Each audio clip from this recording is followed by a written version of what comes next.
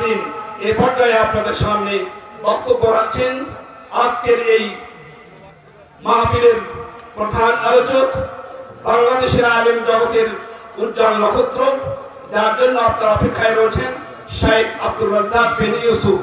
শাইখ আব্দুর রাজ্জাক বিন ইউসুফ এখন আপনাদের সামনে বক্তব্য রাখছেন।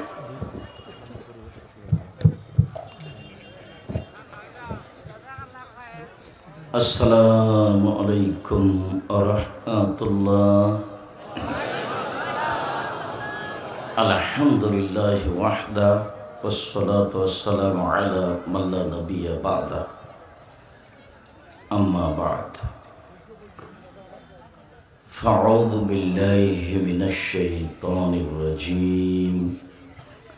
ওয়াস্তাঈনু বিস-সাবরি ওয়াস-সালাহ।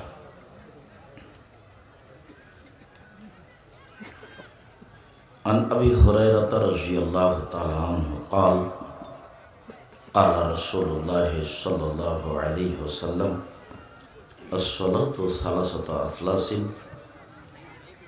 الطهور ثلث والركوع ثلث والسجود ثلث ومن أداها بحقها قبلت منه وقبل منه سائر عمله ومن ردت عليه رد عليه سائر عمله রাহুল নাসাই বেসানাদিন সাহিহ।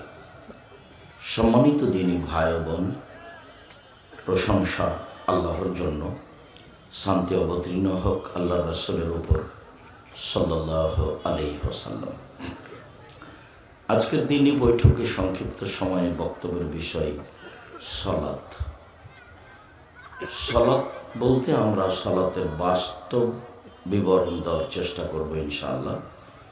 সাথে সাথে সালাতের আলোচনার পূর্বে আমাদের দিনে বন্ধের নিয়ে দুই একটা কথা আর আপনাদের নিয়ে আমরা বুঝতে পারছি যে আপনাদের ব্যবস্থার তুলনায় মানুষের উপস্থিতি অনেক বেশি। আপনাদের জন্য সেটা সামলানো সহজ হচ্ছে না, কঠিন হচ্ছে, এটাই আমরা বুঝতে পারছি।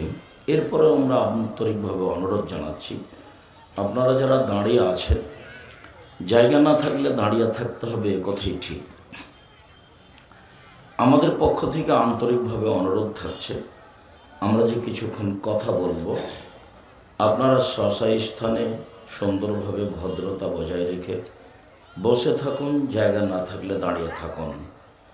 আমি অনেক কষ্ট করে আপনার জন্য এসেছি। আপনি এখন দোকানে বসে চা খাবেন বা কিছু কিনবেন, এটা আমার জন্য খুব কষ্টকর হবে। আমি তখন মনে করব আসলে আপনার লজ্জাবোধ বা মানবতা বা ইতস্তবোধ আপনার নেই। সাথে সাথে যারা দায়িত্ব পালন করছো তারা একটু চেষ্টা করো, বাহির পাশে যে বাচ্চাগুলি দৌড়াদৌড়ি করছে, এখন আপনাদের এইসব প্রোগ্রাম বাস্তবায়ন করার জন্য লোকজন আছে কি না। আমাদের তো দেখি যারা সম্মেলন বাস্তবায়ন করে তাদের আগে থেকে অনেক লোকজন ব্যবস্থা থাকে। আমি অনেক সময় নোয়াখালী বিভিন্ন এলাকায় প্রোগ্রামে গেছি, তো মানুষ তো এদিক ওদিকগুলো বোঝা যাবে, পিপিলিকা পার হলে বোঝা যাবে, ওরা ধরতে পারবে যে পিপিলিকা পার হচ্ছে, এদিক ওদিকে যাচ্ছে। তো এই যে বাচ্চাগুলো হই চোর করছে, আর এই যে দোকানপাটে অবুঝ মানুষগুলি চা খাচ্ছে, আজকে জিলাপি কিনছে, তার একটা লজ্জাবোধ থাকা দরকার, কে জিলাপি আজকেই কিনতে হবে, বাজার কেউ মেরে খেয়েছে, আপনাকে সাড়া দিতে হবে না। ওইভাবে আপনার সাড়া দেওয়ার প্রয়োজন নেই, কেননা আপনি বলছেন আপনার চাচাই ওখানে বসে আছে, তো আপনি সাড়া দিয়ে কী হবে, ওইরকম সাড়া দিতে হবে না, তুমি চুপ থাকো।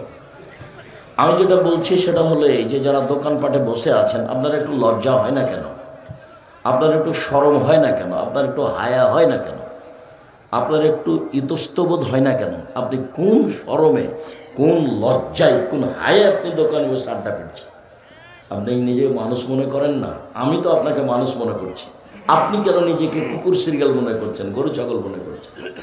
আমি তো বলছি আপনি মানুষ, তা আপনি পশু প্রাণীর মতো মনে করছেন কেন নিজেকে? আল্লাহ বলছেন, বুঝে না ওরা, অন্তর আছে বুঝে না, দেখেও দেখে না ওরা, চক্ষু আছে দেখে না, শোনেও শোনে না ওরা, কান আছে শোনে না, উলাইকা কাল আনআম, তারা পশু প্রাণীর মতো, তারা গরু ছাগলের মতো, তারা কুকুর শ্রীগলের মতো, বালুহ মাজাল, বরং তার চেয়ে খারাপ। আপনি কোনটা? আমি আপনাকে গরু ছাগল কুকুর শ্রীগল না হয় নাই বললাম, আপনাকে আমি গরু ছাগল কুকুর শ্রীগল না হয় নাই বললাম, কিন্তু আল্লাহ যে বলছেন তখন আপনি কি করবেন? আর এইটা তো রংপুর অন্তর্গত নাকি? নীলফামারী রংপুর অন্তর্গত। আমি যখন রংপুর দিনাজপুরে কোনো এক জেলায়, বৃহত্তর রংপুর বৃহত্তর দিনাজপুরে আসি, তখন কথার ফাঁকে একটা কথা থাকে। এইসব ছেলে যারা বসে থাকে তাদেরকে বলি, দেখো হ্যাঁ, রংপুর, লালমনিরহাট, নীলফামারী, কুড়িগ্রাম, পঞ্চগড়, ঠাকুরগাঁ, গাইবান্ধা, জয়পুরহাট, বগুড়া, এসব ডিস্ট্রিক্টে তিনটে জিনিস বেশি খারাপ। তার একটা জিনিস হলো যে এসব এলাকায় অন্য ডিস্ট্রিক্টের তুলনায় এরা বনদেরকে জমি দেয় না। তোমার দাদা মারা গেছে 15 শতক জমি রেখে, তোমার বাপ নিবে 10 শতক আর তোমার ফুফু নিবে 5 শতক। তোমার বাপ আর ফুফু দুইজন মানুষ, তোমার বাপ নিবে সকালে আর তোমার ফুফু নিবে বিকালে, এটা তো প্রমাণ করা যাবে না। তো তোমার দাদা 10 বছর হলো মরা, এখন পর্যন্ত তোমার বাপ তোমার ফুফুকে জমি দেয়নি, জমি চাইলেই রিরি করে উঠে, তো এখন তোমার বাপ কেমন? তখন আমি বলেছি, দেখো তোমার বাপকে যদি আমি কুকুর শ্রীগলের চেয়ে খারাপ প্রমাণ করতে না পারি তা আমি বক্তব্য দিব না। এ তো হক নষ্ট। এ তো সকালে তোমার বাপ আর বিকালে তোমার ফুফু, এইটাই যদি না চলে তো 10 বছর চলে কেমনে? তাতে এই আয়াতটা পেশ করেছি। তখন বলেছি, আল্লাহ তাআলা বলছেন ওরা পশু প্রাণীর মতো, ওরা গরু ছাগলের মতো, ওরা কুকুর শ্রীগলের মতো, বালহুম আজাল, বরং তার চেয়ে খারাপ। তোমার বাপ হলো তার চেয়ে খারাপ। তোমার বাপকে আজকে বাড়ি থেকে বলে দিও যে আব্বা, ভাগ্যে যদি জমিদারি থাকে তো জমিদারি করে খাবো, ভাগ্যে যদি ভিক্ষা করে খাওয়া থাকে ভিক্ষা করে খাবো, ফুফুর জমি খেয়ে বাঁচতে রাজি নয়। ভাগ্য তো ছেড়ে আসেনি আব্বা, ভাগ্য কি ছেড়ে এসেছি? ভাগ্য তো নিয়ে এসেছি। তো ফুফুর জমি খেয়ে দিন কাটাতে হবে কেন? 1, 2, যে এসব ডিস্ট্রিক্টের মানুষ, বেশিরভাগ মানুষ যৌতুক নেই, অথচ ভিক্ষা করা টাকা দিয়ে চাউল কিনে ভাত খেয়ে ইবাদত কবুল হবে। ভিক্ষা করা টাকা দিয়ে চাউল কিনে ভাত খেয়ে ইবাদত কবুল হবে, যৌতুকের টাকা দিয়ে চাউল কিনে ভাত খেয়ে ইবাদত কবুল হবে না। তোমাকে আর তোমার বাপকে যদি আমি কুকুর শ্রীগলের চেয়ে খারাপ প্রমাণ করতে না পারি, আমি আব্দুর রাজ্জাক বিন ইউসুফ আজ থেকে আর কোনোদিন বক্তব্য দেব না। তোমরা বাপ বেটা ভিক্ষা করে খাও, কেউ যদি গ্রামে না দেয় ট্রেন স্টেশনে যাও, ট্রেন স্টেশনে ভিক্ষা করো, ভিক্ষা জায়েজ। সবচেয়ে ভালো উপার্জনের পথ হলো ব্যবসা করে খাওয়া। তখন আল্লাহ নবী বলেছেন যে সত্যবাদী ব্যবসায়ীরা জান্নাতে নবী, সিদ্দিক, শহীদদের সাথে থাকবেন। আর চাকরি করে খাওয়ার, দিন মজুরি করে খাওয়া দুটা জায়েজ, আর জমি চাষ করে খাওয়া জায়েজ, তবে পছন্দ নয়। উপার্জনের 3টা পথ। তো যে দিন মজুরি করে খায় তার টাকা শেষ হয় সন্ধ্যায়, আর যে চাকরি করে খায় তার টাকা শেষ হয় সাধারণত 25 তারিখে। বেতন যা পেয়েছে তা খেতে খেতে 25 তারিখে শেষ, বাপ মা চাইলে দিতে পারে না। যার কারণে অসহায় মানুষের পাশে দাঁড়ালে ব্যবসা করতে হবে, ব্যবসা শুরু করতে হবে চকলেট দিয়ে, তাহলে ঋণ নেওয়া লাগবে না। তারপরে কলা, তারপরে কাপড় চোপড়, তারপরে অনেক কিছু ছোট থেকে শুরু করতে হবে। আনুমানিক টাকা পয়সা বেশি হতে 25 থেকে 30 বছর লাগবে, 2-1 দিনে নয়। আর ঋণ নিয়ে ব্যবসা করেছে যে, বা বাড়ি গাড়ি করেছে যে, সে ভুল করেছে। তার মতো বোকা মানুষ সমাজে কেউ নেই। আপনি যে ঋণ করে ব্যাংক থেকে টাকা নিয়ে এসে বাড়ি করলেন, ছেলে মেয়ে বউ ভালোভাবে আছে, তো আপনার যে জানাজা হবে না, জাহান্নাম জান্নাত পরে, জানাজাই নেই, তো এটা আপনি কি করলেন? আল্লাহর নবী সলাতে সালাম ফিরার পূর্বে একটা দোয়া পড়তেন। এই দোয়া না পড়ে তিনি সালাম ফিরতেন না। সেই দোয়ার শেষ বাক্য হচ্ছে আউযু বিকা মিনাল মাকসামি ওয়াল মাগরাম, তোমার কাছে বাঁচতে চাই বড় পাপ হতে, তোমার কাছে বাঁচতে চাই ঋণ কর্য হতে, তোমার কাছে বাঁচতে চাই বড় পাপ হতে, তোমার কাছে বাঁচতে চাই ঋণ কর্য হতে, তোমার কাছে বাঁচতে চাই বড় পাপ হতে, তোমার কাছে বাঁচতে চাই ঋণ কর্য হতে। আল্লাহর নবী এই কথা না বলে সালাম ফিরতেন না। পুরো জীবন এভাবে তিনি বলেছেন। আর আপনি স্বইচ্ছায় আগ্রহ সহকারে দরখাস্ত করে ঋণ নিয়েছেন। কি হলো এটা? আপনার কাছে কি বিদ্যা আছে? কে আপনাকে এটা শিখালো? আপনার তো জানাজাই হবে না। জানাজা করে দিচ্ছে, ওটা তো সমাজের মানুষের বোকামি। আপনি আমাকে দিয়ে জানাজা করান তো দেখি। আপনার বড় নেতা যদি আমাকে কালকে বলে, আব্দুর রাজ্জাক সাহেব, আপনার প্রতিষ্ঠান চালানোর বাকি জীবন জিম্মেদারি নিলাম, আপনি আমার বাপের জানাজা করিয়ে দিন, সম্ভব নয়। তাহলে তোমার বাপের, তোমার টাকা পয়সা আমার পর্যন্ত আমি দিব, তোমার বাপের টাকা নিয়ে আমাকে কিছু করতে হবে এই হিসাব আমি করিনি, ওই পাতা আমি পড়ি না।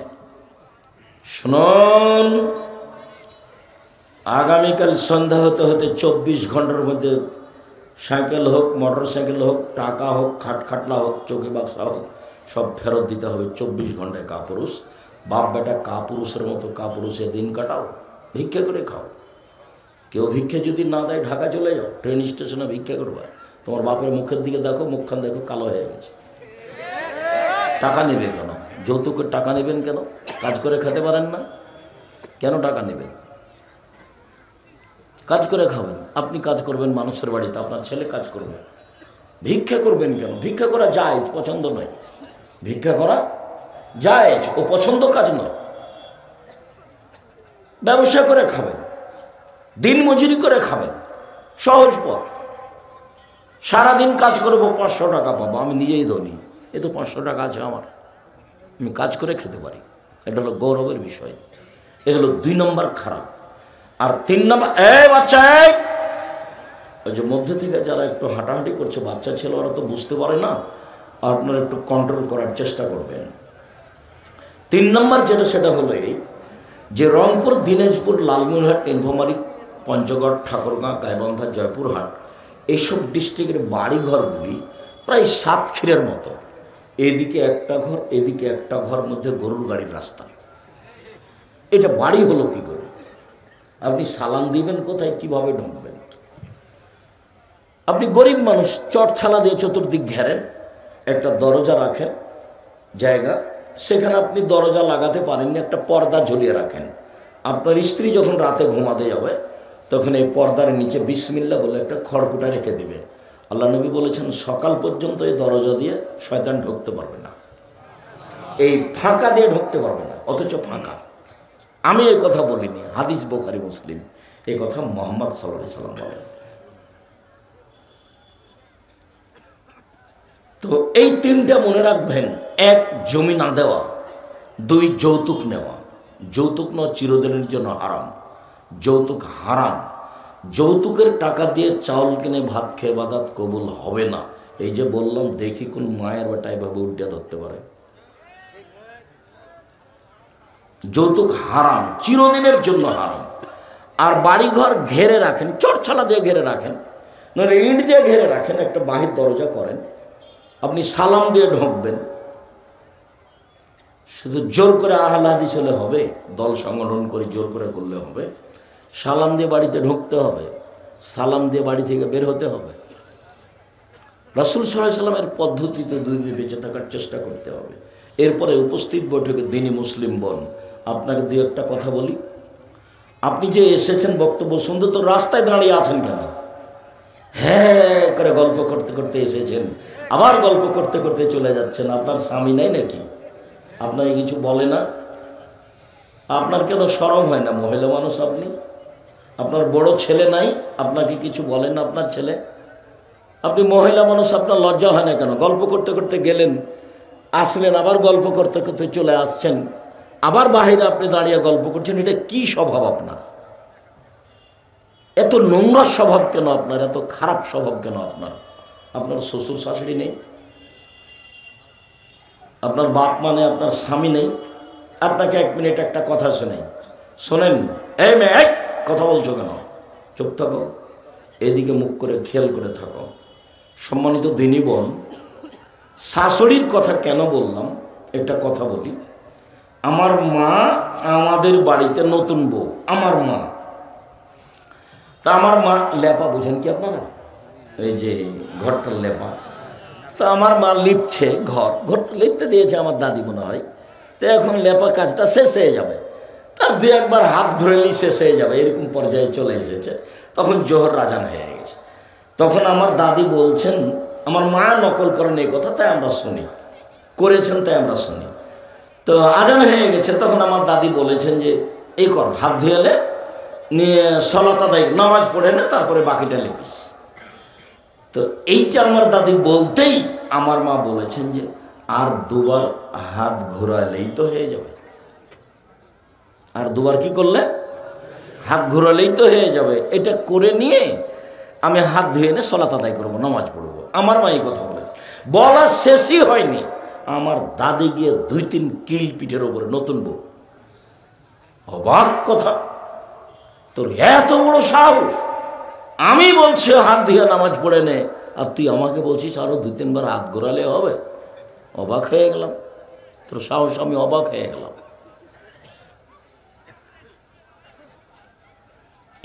এইটা তো করেছে ওই গ্রামে যে বাড়ি সবচেয়ে ভালোভাবে চলে, সেই বাড়ির এই বয়সের মহিলাকে বলেছে যে আমার বউ, ছোট বউ কথা শোনে না।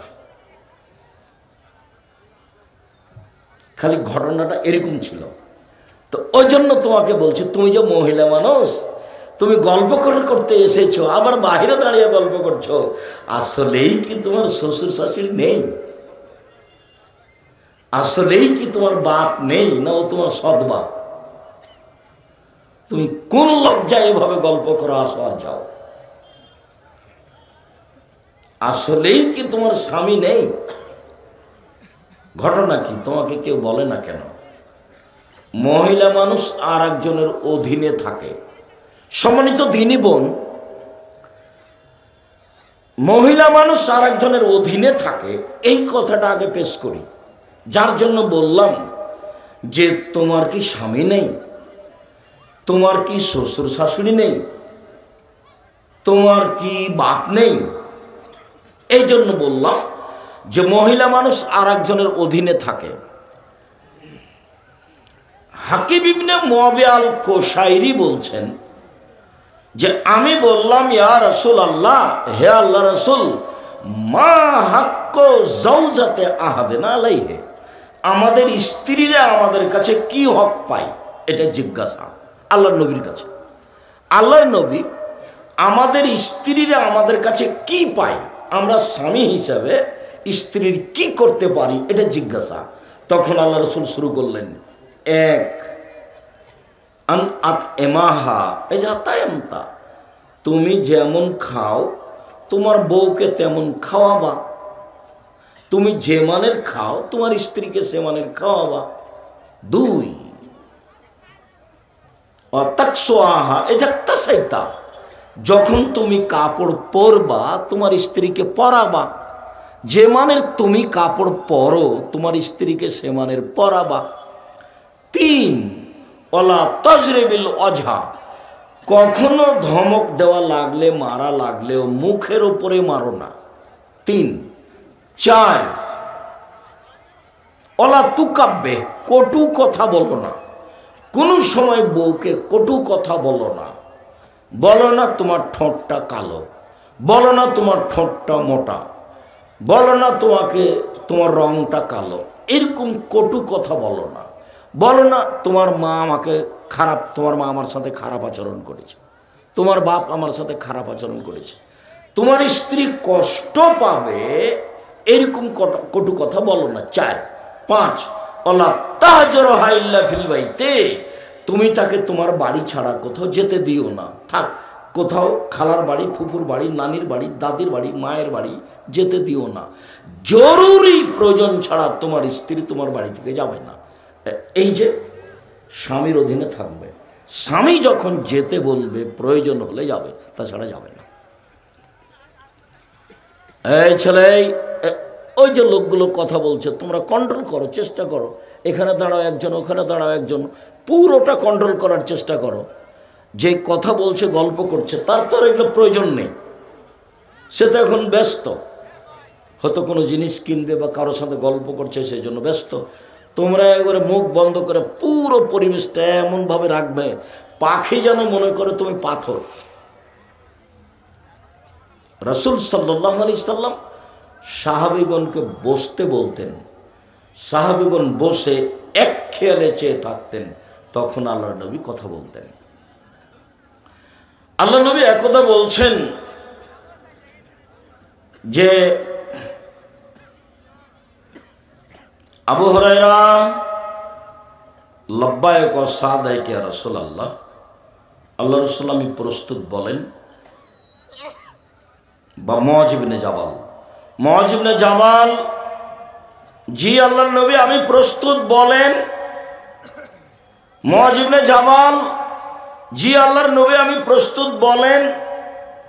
এইটার আগের বাক্যটা বলি, গাধাতে আগে আছেন আল্লাহর নবী আর পিছনে আছেন মুআয ইবনে জাবাল।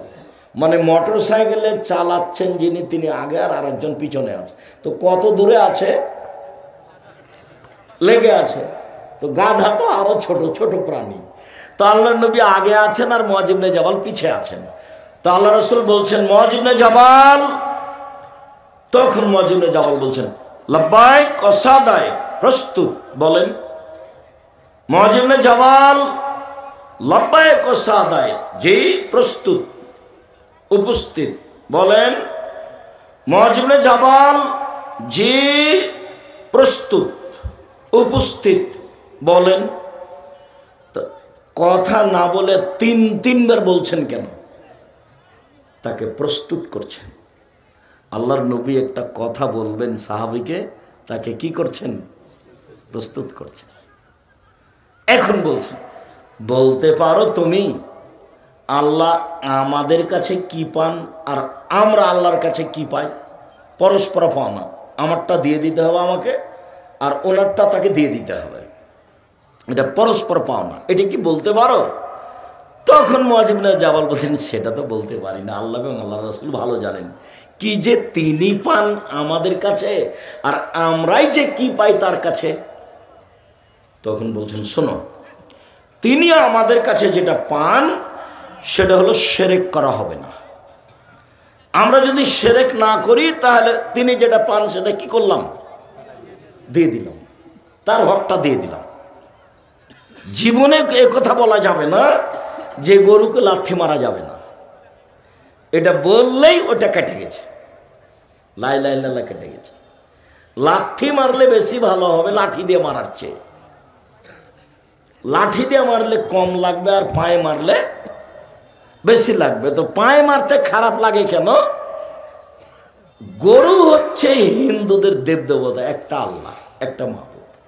ওই ভালোবাসা আমাদের মাথার উপরে চড়ে আছে, যার কারণে আমাদের কেমন কেমন লাগে। রাজশাহী চাঁপাইনবাবগঞ্জে কুলাতে, কুলা বুঝেন আপনারা?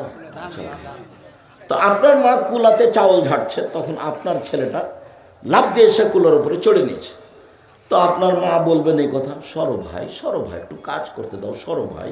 এটা না বলে চাঁপাইনবাবগঞ্জের ভাষাতে বা আপনার নীলফাওয়ারের ভাষা যে কি, হট ঘিনঘিরা কোনটাকার কুলাতে পা দিতে হয়, সর এখান থেকে সর, কুলাতে পা দিতে হয়। তো কুলাতে পা দিতে হয় এই কথা বলছে কেন? তার মানে এটা শিরক। কুলাতে পা দিতে হয় না এই কথাটাই কি? এই কথাটাই শিরক। তো ওর পাওনা হলো আমার কাছে কি বলেন তো? শিরক না করা। আমার পাওনাটা কি তার কাছে? শাস্তি না দেওয়া। উনি আমাকে শাস্তি দিতে পাবেন না, তবে পদ্ধতি হলো তারটা আগে দিতে হবে। বুঝাতে পারিনি? পদ্ধতি হলো যে তার পাওনাটা আগে তাকে দিতে হবে, তখন তিনি আমারটা দিবেন। তারটাকে যদি আমি পূর্ণ না দিই তখন বলবেন না তুমি আমার সাথে নিমখারামি করেছ, তুমি আমারটা দেওনি, তোমার সাথে আর হলো না আমার। তার নাম হলো শিরক। এদেশের মাটিতে বিশেষ করে রংপুর নীলফামারীতে বেশি শিরক, কথায় কথায় শিরক, কাজে কাজে শিরক। এটা প্রায়ই চট্টগ্রামের মতো, বিভিন্ন সময়ে যেটা আমি আজ করেছি তাতে প্রায়ই চট্টগ্রামের মতো। চট্টগ্রাম, বরিশাল, ফরিদপুর মানে শিরক দিয়ে ঢাকা, পীর দিয়ে চলে। অথচ অনেক মানুষ আহলে হাদিস অধ্যুষিত এলাকা। দিনী বোন শোনেন, আপনি কিভাবে গল্প করলেন আর হ্যাঁ করে হাসতে হাসতে আসলেন আর গেলেন, চলে গেছেন। আমি তো এসেছি কষ্ট করে, আপনি চলে গেলেন কেন বাড়িতে? আমি তো বসেই আছি, আপনার জন্য তো আমি এসেছি, আপনি বাড়ি গেলেন কেন? এক স্বামী মানে স্ত্রীকে যে মানের খায় সে মানের খাওয়াবে, যে মানের পরে সে মানের পড়াবে। 2, 3 কটু কথা বলতে পাবে না, কটু কথা নেই। মারা তো বহু দূরের কথা। তালাক দিবেন কেন? মারবেন কেন? তালাক দিবেন কেন? খালি সামান্য কথাতেই তোকে তালাক দিলাম, তোকে 100 তালাক, তোকে 1000 তালাক, তুই এখনই চলে যা। দুইজন শয়তানকে বোকা, শয়তানে দুইজনকে বোকা বানালছে। শয়তান দুইজনকে কি করেছে? বোকা বানিয়েছে। ও তখন বলছে তুই আমাকে এক্ষুনি তালাক দে, তুই আমাকে এক্ষুনি তালাক দে, তোর থাকবো না বাড়িতে। তখনই বলছে যা, তোকে 1000 দিলাম, তুই যা যা। মানে দুইজনের রাগে আছে, আর রাগ মানুষকে বোকা বানায়। আর তালাক এমন একটা জিনিস, মজাক করে বললেও তালাক হবে, তৎ করে বললেও তালাক হবে, ভালো অবস্থাতে বললেও তালাক হবে, হাইজ অবস্থাতে বললেও তালাক হবে। কয়েকটা জিনিস আছে, জিদ্দ হন না জিদ্দ না, হাজল হন না জিদ্দন। তৎ করে বললেও চূড়ান্ত, মজাক করে বললেও চূড়ান্ত। তার একটা হচ্ছে তালাক। তবে এরকম কথা যদি বলে তুই চলে যা, তোকে বাড়িতে রাখবো না, তুই চলে যা, তুই যাস না কেন, তুই এখনই যা, তুই বুঝতে পারিস না তোকে রাখবো না, মায়েরে কি বুঝতে পারিস না, এইগুলো কথাতে তালাক হবে না। তালাক শব্দ মুখে বলতে হবে, তোকে তালাক দিলাম। আর যত নোংরা কথা আছে ঝগড়ার মধ্যে, তুই আমার বাপ, তুই আমার মা, তুই অমুক তমুক, এইসব কোনো কথাতে তালাক হয় না, সব ফালতু কথা। কটু কথা বলবেন না। 4 মুখের উপরে মারবেন না। 5 আপনার স্ত্রী জরুরি প্রয়োজন ছাড়া বাড়ি ত্যাগ করতে পারে না। চাচির বাড়ি, খালার বাড়ি, ফুফুর বাড়ি, নানির বাড়ি, মায়ের বাড়ি, দাদির বাড়ি, কোনো বাড়ি যেতে পারে না জরুরি প্রয়োজন ছাড়া। তার নাম স্বামী, তার নাম পুরুষ, তার নাম স্বামী, তার নাম পুরুষ। কাপুরুষের পরিচয় দিয়ে একটা মূর্খ মানুষ স্বামী হয়ে সংসার নষ্ট করেছে। উপস্থিত দিনী বৈঠকের মুসলিম বোন, আরেকটা হাদিস, আপনার জন্য জান্নাত যত সহজ, পুরুষের জন্য জান্নাত তত সহজ নয়। আপনার জন্য সহজ 4টা কাজ করলে আপনি জান্নাতে যেতে পারবেন। 1, 5 ওয়াক্ত সালাত। 2, 3 স্বামীকে মেনে চলা। 4 জেনায় লিপ্ত না হওয়া। 3 স্বামীকে মেনে চলতে হবে, তিতা লাগলেও মিঠা লাগলেও। আব্দুর রাজ্জাক সাহেব, আপনি তো বলার কাজ বলে দিচ্ছেন, আপনি তো জানেন না আমার স্বামীর মুখ কত খারাপ। আমার স্বামীর মুখের ভাষা একেবারেই খারাপ, আমি তার মুখখানের দিকে তাকাতে পারি না, দেখতে ভালো লাগে না। ঠিক আছে, আপনার কথা ঠিক, আপনার স্বামী আপনাকে গালি দেয়, এই কথাই ঠিক। আমি আপনাকে বলছি, দেখেন, আমি আপনার দিনী ভাই, আপনার কাছে থেকে বলছি যে আপনি মেনে নেন, এরপরেও মেনে নেন, ভালো হবে। মাস মাস কথা বলছেন না। 1 গ্লাস পানির প্রয়োজন হলে বেটিকে বলেন, খালেদা তোর বাপকে পানি দিয়ে। একটু কিছুর প্রয়োজন হলে বৌমাকে বলেন যে খালেদা তোমার শ্বশুরকে এটা দিয়ে আসো। আর কেউ যখন না থাকে, নিরুপায় হয়ে যখন আপনাকে 1 গ্লাস পানি দেওয়া লাগে, তখন একটা পানি নিয়ে এসে এরপর রেখে থ্যাকস করে রেখে চলে যান। এই সংসার চলবে না। আপনার জন্য আল্লাহ নবী অনেক খোলা অনুমতি দিয়েছেন, সহজ আপনার জন্য। আপনি সংসার করিয়েন না, কাজীর কাছে যান, না দাবি নামা লিখে খোলা তালাক একটা করে দেন। মোহর আপনি ফেরত নিতে, মোহর আপনি টাকা পয়সা আপনি ফেরত পাবেন না, কোনো কিছু যা কিছু দিয়েছে মোহর আপনি পাবেন না। বাস কাজের কাছে যে খোলা করে নেন, পথ খোলা আছে। স্বামী যতই ভালো হোক না কেন, স্ত্রী ইচ্ছা করলে স্বামীর কাছে খোলা তালাক নিতে পারে। সংসার করব না আপনার সাথে, আমি সংসার আমি আপনার সাথে করব না। পথ আছে, আল্লাহর নবী পথ দিয়ে গেছেন, হাদিস বুখারী মুসলিমের। আপনি মাস মাস স্বামীর সাথে কথা না বলে কেমনে থাকেন, চলে কেমনে? কি আপনি আমাকে বুঝাতেন তাহাজ্জুদ পড়া? ওইসব তাহাজ্জুদ লাগবে না, ওইসব 5 ওয়াক্ত সালাত লাগবে না। আপনার স্বামীর মুখ খারাপ হোক, বেঁকা হোক, গালি দেখ, যাই দেখ, আমি পরামর্শ দিচ্ছি আপনি মেনে নেন। যদি শেষ পর্যন্ত নাই হয় তাহলে আপনি এভাবে থাকিয়েন না। 24 ঘন্টার মধ্যে আপনি তার কাছে খোলা তালাক করে নেন। 30 দিন পরে অন্য জায়গাতে বিবাহ বসেন, আর না হলে ছেলেদের সাথে থাকেন, মেয়ের কাছে থাকেন, কোনো সমস্যা নেই। আপনি এভাবে সংসার করিয়েন না। 3 স্বামীকে মেনে চলেন। 4 জেনায় লিপ্ত যদি না হয়, ঘটেও যদি যায় তাকদির বশত, এখন আপনি কান্নাকাটি করেন, এটা আল্লাহর সাথে জড়িত পাপ, নিরাশার কিছু নেই। মরা পর্যন্ত আল্লাহকে বলতে থাকেন। মুসা আলাইহিস সালাম 1 থাপড় দিয়ে মানুষ মেরেছিলেন, বাকি জীবন আল্লাহর কাছে ক্ষমা চেয়েছে। আল্লাহ বলেছেন যে আমি মুসাকে কি করে দিয়েছি, ক্ষমা করে দিয়েছি। আপনি ক্ষমা চান। 4টা কাজ করেন, জান্নাতের সব দরজা খোলা। 1 5 ওয়াক্ত সালাত, 2 রমজান মাসে রোজা, 3 স্বামীকে মেনে চলা, 4 জেনায় লিপ্ত না হওয়া, জান্নাতের সব দরজা খোলা। এইখানে জান্নাতের সব দরজা খোলা কথাটা বলতে গিয়ে আরেকটা কথা বলি, সেটা হলো এই যে এমন একটা কাজ আছে দুনিয়াতে, গরম পানি, এমন একটা কাজ আছে দুনিয়াতে যে সেই দোয়াটা পড়লেও দরজা সব খুলে দেওয়া হয়। সেটা হলো ওযুর পরে যদি আপনি বলেন আশহাদু আল্লা ইলাহা ইল্লাল্লাহু ওয়াহদাহু লা শারীকা লাহু ওয়া আশহাদু আন্না মুহাম্মাদান আবদুহু ওয়া রাসূলুহু, তাহলে আপনার জন্য জান্নাতের সব দরজা খুলে দেওয়া হয়েছে। আল্লাহুম্মা জাল্লি মিনাত তাওয়াবিন ওয়া জাল্লি মিনাল মুতাতাহিরিন, এই দোয়া পড়লে নেকি হবে, কিন্তু জান্নাতের দরজা খোলা হবে না। কোন দোয়া পড়লে খুলে দেওয়া হবে? আশহাদু আল্লা ইলাহা ইল্লাল্লাহু ওয়াহদাহু লা শারীকা লাহু ওয়া আশহাদু আন্না মুহাম্মাদান আবদুহু ওয়া রাসূলুহু। সম্মানিত দ্বীনি বোন, আপনি মনে করছেন যে আব্দুর রাজ্জাক সাহেব আমাদেরকে খুব কষ্ট দিলেন। না, কষ্ট দিনি আপনাকে। আপনার জন্য আমার আরো 2টি কথা। সংসারটা আপনার উপরে নির্ভর করে। মা হলে 4টা জিনিস লাগে, যেটা আমি 30 বছর থেকে বলছি। মা হলে 4টা জিনিস লাগে, যেটা জরুরি। মা মানে এই 4টা লাগবেই।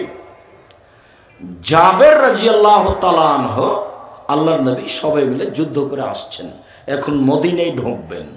তাআলা রাসূল বলছেন এই সবাই এখানে থাকো, আমরা সকালে ঢুকবো।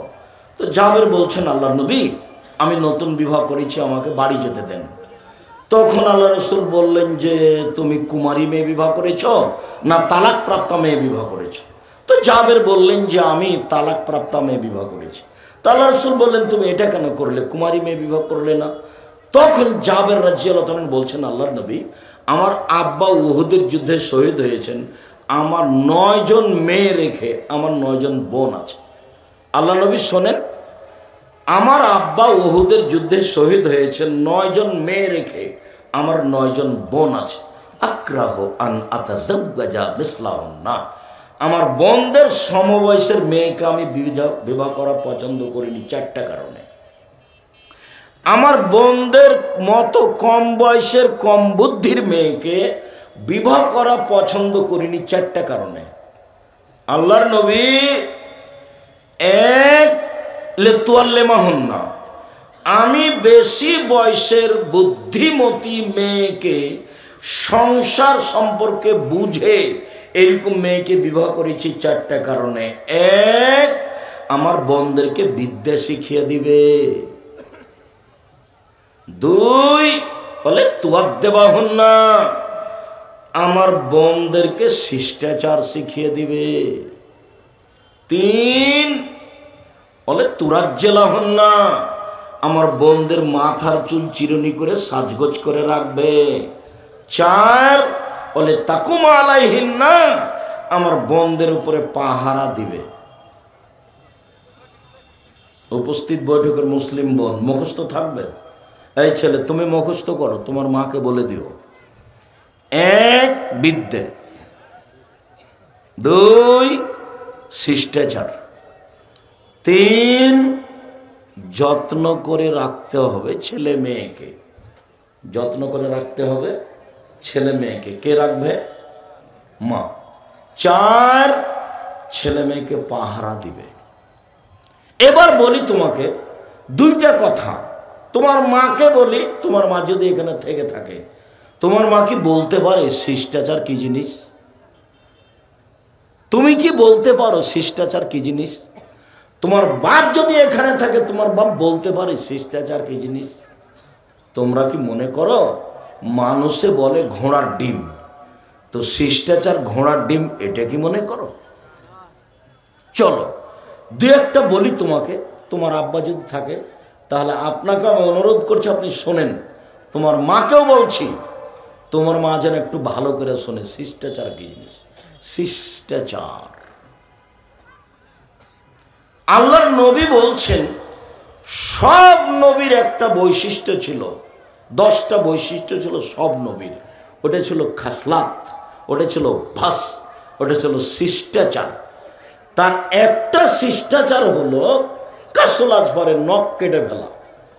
নখ কেটে ফেলতে হবে, এটা হলো একটা শিষ্টাচার। ছেলে মেয়ে সবার, আপনার স্ত্রীর, তো আপনার মেয়ের, তোমার বোনের এখন নখটা বড় আছে, নখে নেইল পালিশ আছে। ইহুদি খ্রিস্টানদের পতিতালয়ের মেয়েদের বৈশিষ্ট্য হচ্ছে নখে নেইল পালিশ দেওয়া। ইহুদি খ্রিস্টানদের পতিতালয়ের মেয়েদের বৈশিষ্ট্য হচ্ছে নখে নেইল পালিশ দেওয়া, নখ বড় রাখা। ইহুদি খ্রিস্টানদের পতিতালয়ের মেয়েদের বৈশিষ্ট্য হচ্ছে নখ বড় রাখা, নখে নেইল পালিশ দেওয়া। বলো তো শিষ্টাচার কাকে বলে? তোমার মা কি শিষ্টাচার জানে? তোমার বাপ কি শিষ্টাচার জানে? তোমার মা তো একটু কাজে 19-20 হলে রাগ করে, এই তোকে যে বললাম এটা করতে, করলি না কেন? তো তোমার মা কি একবার বলে দাঁত ভেঙে দেবো একবারে, নখ কাট, আগে নখ কাট, নেইল পালিশ দিয়েছিস কেন, মেহেদি দিবি? আল্লাহ নবী বলেছেন মহিলারা হাতে তো মেহেদি দিবে, পায়েও দিতেই হবে। মহিলারা মেহেদি লাগাতে বাধ্য, দিতেই হবে। আর পুরুষের দেওয়া অপরাধ।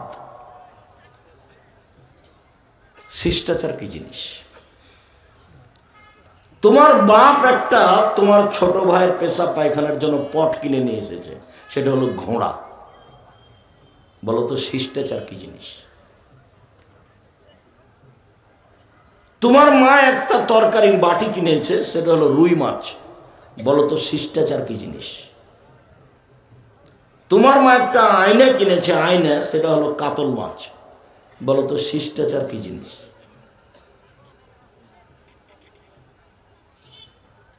শিষ্টাচার কি জিনিস? তোমার চোখের সামনে তোমার মায়ের সামনে তোমার ছোট ভাই বাম হাতে গ্লাস ধরে পানি খাচ্ছে। বলো শিষ্টাচার কি জিনিস? শিষ্টাচার কাকে বলে? ডান পায়ের জুতা আগে পরতে হবে, তার নাম শিষ্টাচার। বাম পায়ের জুতা খোলার সময় আগে খুলতে হবে, তার নাম শিষ্টাচার। মসজিদে ঢুকলে আগে ডান পা ঢোকাতে হবে, তার নাম হলো শিষ্টাচার। পেশাব পায়খানা গেলে দোয়া পড়ে ঢুকতে হবে, তার নাম শিষ্টাচার। বের হওয়ার সময় দোয়া পড়ে বের হতে হবে, তার নাম শিষ্টাচার। ডান কাতে শুতে হবে দোয়া পড়ে, তার নাম শিষ্টাচার। উঠার সময় এই দোয়া পড়তে হবে, তার নাম শিষ্টাচার। সন্ধ্যার সময় বাচ্চাকে ছাদের উপরে নিয়ে যাওয়া হবে না, তার নাম শিষ্টাচার। উঠানে আগিনাকে দুধের বাচ্চাকে নিয়ে যাওয়া হবে না, নইলে শয়তান ধরবে। রাতে বাচ্চা কান্নাকাটি করবে, চিল্লাচিল্লি করবে, তার নাম শিষ্টাচার। দরজা বন্ধ করার সময় তো তোমার মা বিসমিল্লাহ বলবে, তার নাম শিষ্টাচার। লাইটটা যখন অফ করবে তখন তোমার মা বিসমিল্লাহ বলবে, তার নাম শিষ্টাচার। খাদ্যের পাতিল, তরকার পাতিল, সব পাতিল যখন ঢাকবে তখন তোমার মা বিসমিল্লাহ বলবে, তার নাম শিষ্টাচার। শিষ্টাচার কি জিনিস? শিষ্টাচার কাকে বলে? তোমার বাপ মা কি শিষ্টাচার বুঝে? 14 বার মাস্টার ডিগ্রি পাস করলেও শিষ্টাচার ভিন্ন জিনিস। যে ধর্মে এক গিলাস পানি পান করলে 5টা শিষ্টাচার লাগে, সেই ধর্ম পীর দিয়ে চলে? তোমার বাপকে জিজ্ঞাসা করো, আব্বা আপনি যে হেডমাস্টার, আপনি যে আপনার অধীনে যে এই যে স্কুলে আপনার শহীদ মিনার তৈরি করেছেন, আব্বা এটা দিয়ে যারা মারা গেছে ওদের কি হতে পারে? দেখি তোমার আব্বা কি বলে, বলেন তো আব্বা এটা দিয়ে কি হতে পারে?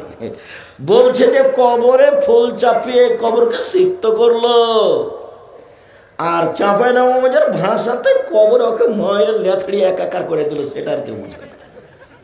বলছে উপর থেকে শিখতে করলো, সিক্ত করলো, মানে 14 গোষ্ঠী সব মূর্খ, আন্ধা পড়াতায়।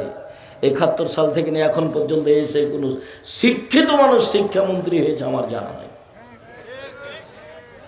আমি ঠাকুরের কি নিন্দা করলাম যে সিলেটে যে 5000 কোটি টাকার মামলা হলো, আমি ঠাকুরের মান সম্মানের হানি করেছি। অবাক কথা, ঠাকুর বলছে ও কালিমা তোমার আকাশ, ও কালিমা তোমার বাতাস, তখন আমি বলেছি তোর বাপের আকাশ। আমি তো আর কালিমার আকাশ এটা মেনে নিতে পারি না, সবাই দেশবাসী মেনে নিতে পারে। সারা পুরো বাংলাদেশে একজন মহিলা পুরুষ যদি কেউ না থাকে, আমি আব্দুর রাজ্জাক বিন ইউসুফ আছি। এই স্লোগান ঠাকুরের আমি মানি না। ঠাকুর যতবার বলেছে ও কালিমা তোমার আকাশ, ওমা তোমার আকাশ তোমার বাতাস, ততবার ঠাকুর বলছে ও কালিমা তোমার আকাশ, ও কালিমা তোমার বাতাস। এটা আমি মেনে নিতে পারি না, এটা অসম্ভব হতে পারে না। আল্লাহ নবী আফসোস করে বলেছেন পৃথিবীর মানুষ শোনে রেখো, আল্লাহ নবী দুঃখ করে বলেছেন পৃথিবীর মানুষ শোনে রেখো, আমার উম্মত ইহুদি খ্রিস্টানদের সাথে মিশে যাবে। ডান হাতের বিঘত যেমন বাম হাতের সমান সমান সমান মিশে যাবে। পৃথিবীর মানুষ শোনে রেখো, আমার উম্মত ইহুদি খ্রিস্টানদের সাথে মিশে যাবে চাল চলনে, কৃষ্টি কালচারে, পোশাক আশাকে, নিয়ম কানুনে, খাতা কলমে, স্কুল কলেজে, চলাফেরাতে, গাড়ি ছাকড়াতে, রাস্তাঘাটে, সব কিছুতে মিলে যাবে তাদের সাথে। ডান পায়ের জুতা যেমন বাম পায়ের সমান সমান সমান মিলে যাবে। এইভাবে বলতে বলতে ভাষাগত নিচে নামতে লাগলেন। নিচে নামতে নামতে বলছেন পৃথিবীর মানুষ শুনে রেখো, ইহুদি খ্রিস্টান যদি মায়ের সাথে জেনা করে থাকে, আমার উম্মত মায়ের সাথেও জেনা করবে। বলো দেখি, তোমার মা যেখানে বসে আছে, তোমার বোনও সেখানে আছে, স্কিন পায়জামা পরে আছে এখন, বলে এটা কার? তুমি এখন মাথা থেকে কাপড় সরাও, তোমার মাথার চুল ওপরে আছে, নিচের দিক চাঁচা আছে, বলো এটা কার? তোমার গায়ে একটা গেঞ্জি আছে, পিছনে 10 লেখা আছে, বিশাল 10, যাকে দেখতে দেখতে না আমার শেষে কার্টুন আছে। বলো দেখি এটা কি? কার্টুন তোমাদের কোনো প্রতিক্রিয়া করে না।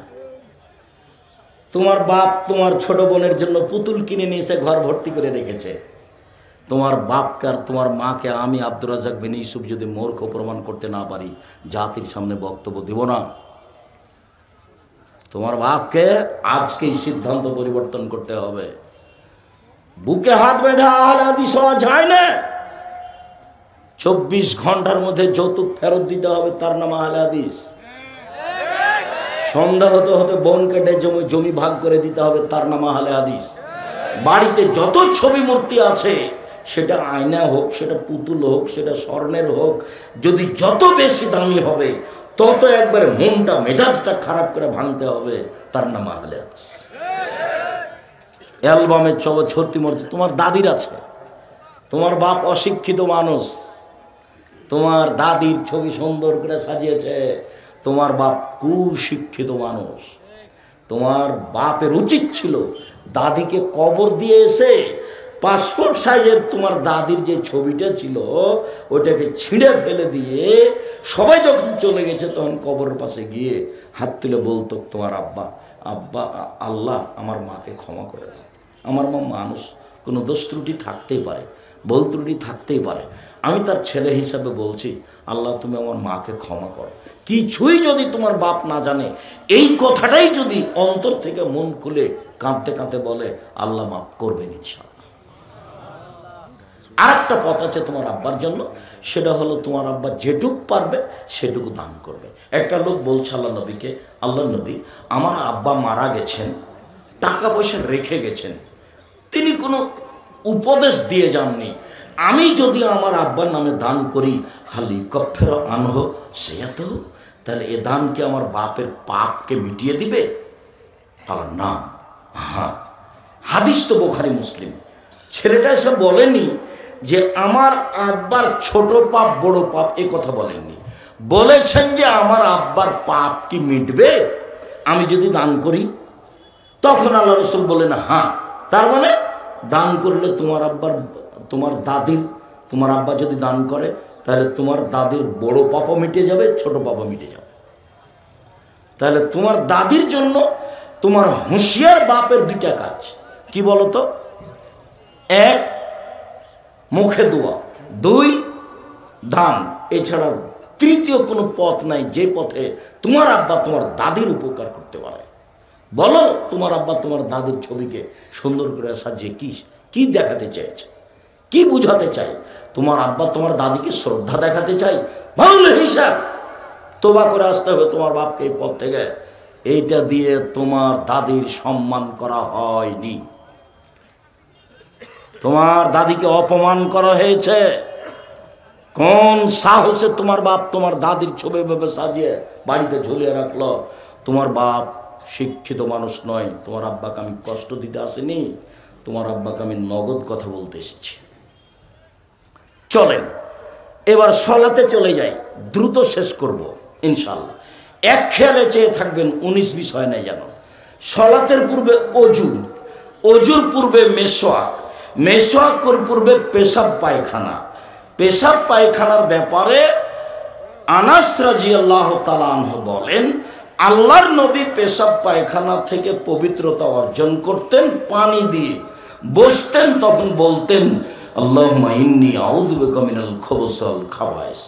অন্য হাদিসে এসেছে হাজিহি মুজারাতুন লিশাইতান, টয়লেট হলো শয়তান থাকার জায়গা। মনে থাকবে না, আমার দিকে খেয়াল করেন। শয়তান কোন, টয়লেট কি জায়গা? শয়তান থাকার জায়গা। সব শয়তান ওই টয়লেটে, পেশাবখানায়, পায়খানায় ঘরে বসে থাকে। আল্লাহ রাসূল বলছেন যে টয়লেট হলো, শৌচাগার হলো, ওয়াশরুম হলো শয়তান থাকার জায়গা। অতএব যে যাবে সে যেন প্রথমে এই কথা বলে, বিসমিল্লাহ আল্লাহুম্মা ইন্নী আউযু বিকা মিনাল খুবুসি ওয়াল খাবায়েস। আল্লাহর নামে পেশাব পায়খানায় যাচ্ছি, আল্লাহ আমি তোমার কাছে আশ্রয় চাচ্ছি অপবিত্র জিন এবং অপবিত্র জিন্নি হতে। বিসমিল্লাহ ছাড়া যদি এই দোয়া পড়ে, শয়তান লজ্জা স্থান দেখতে পাবে, ক্ষতি করতে পারবে না। আর যদি বিসমিল্লাহ সহ পড়ে তো শয়তান ক্ষতি করা তো বহু দূরের কথা, দেখতেই পাবে না। না, বুঝাতে পারিনি কথা, বুঝেছেন কি? বিসমিল্লাহ আল্লাহুম্মা ইন্নী আউযু বিকা মিনাল খুবুসি ওয়াল খাবায়েস।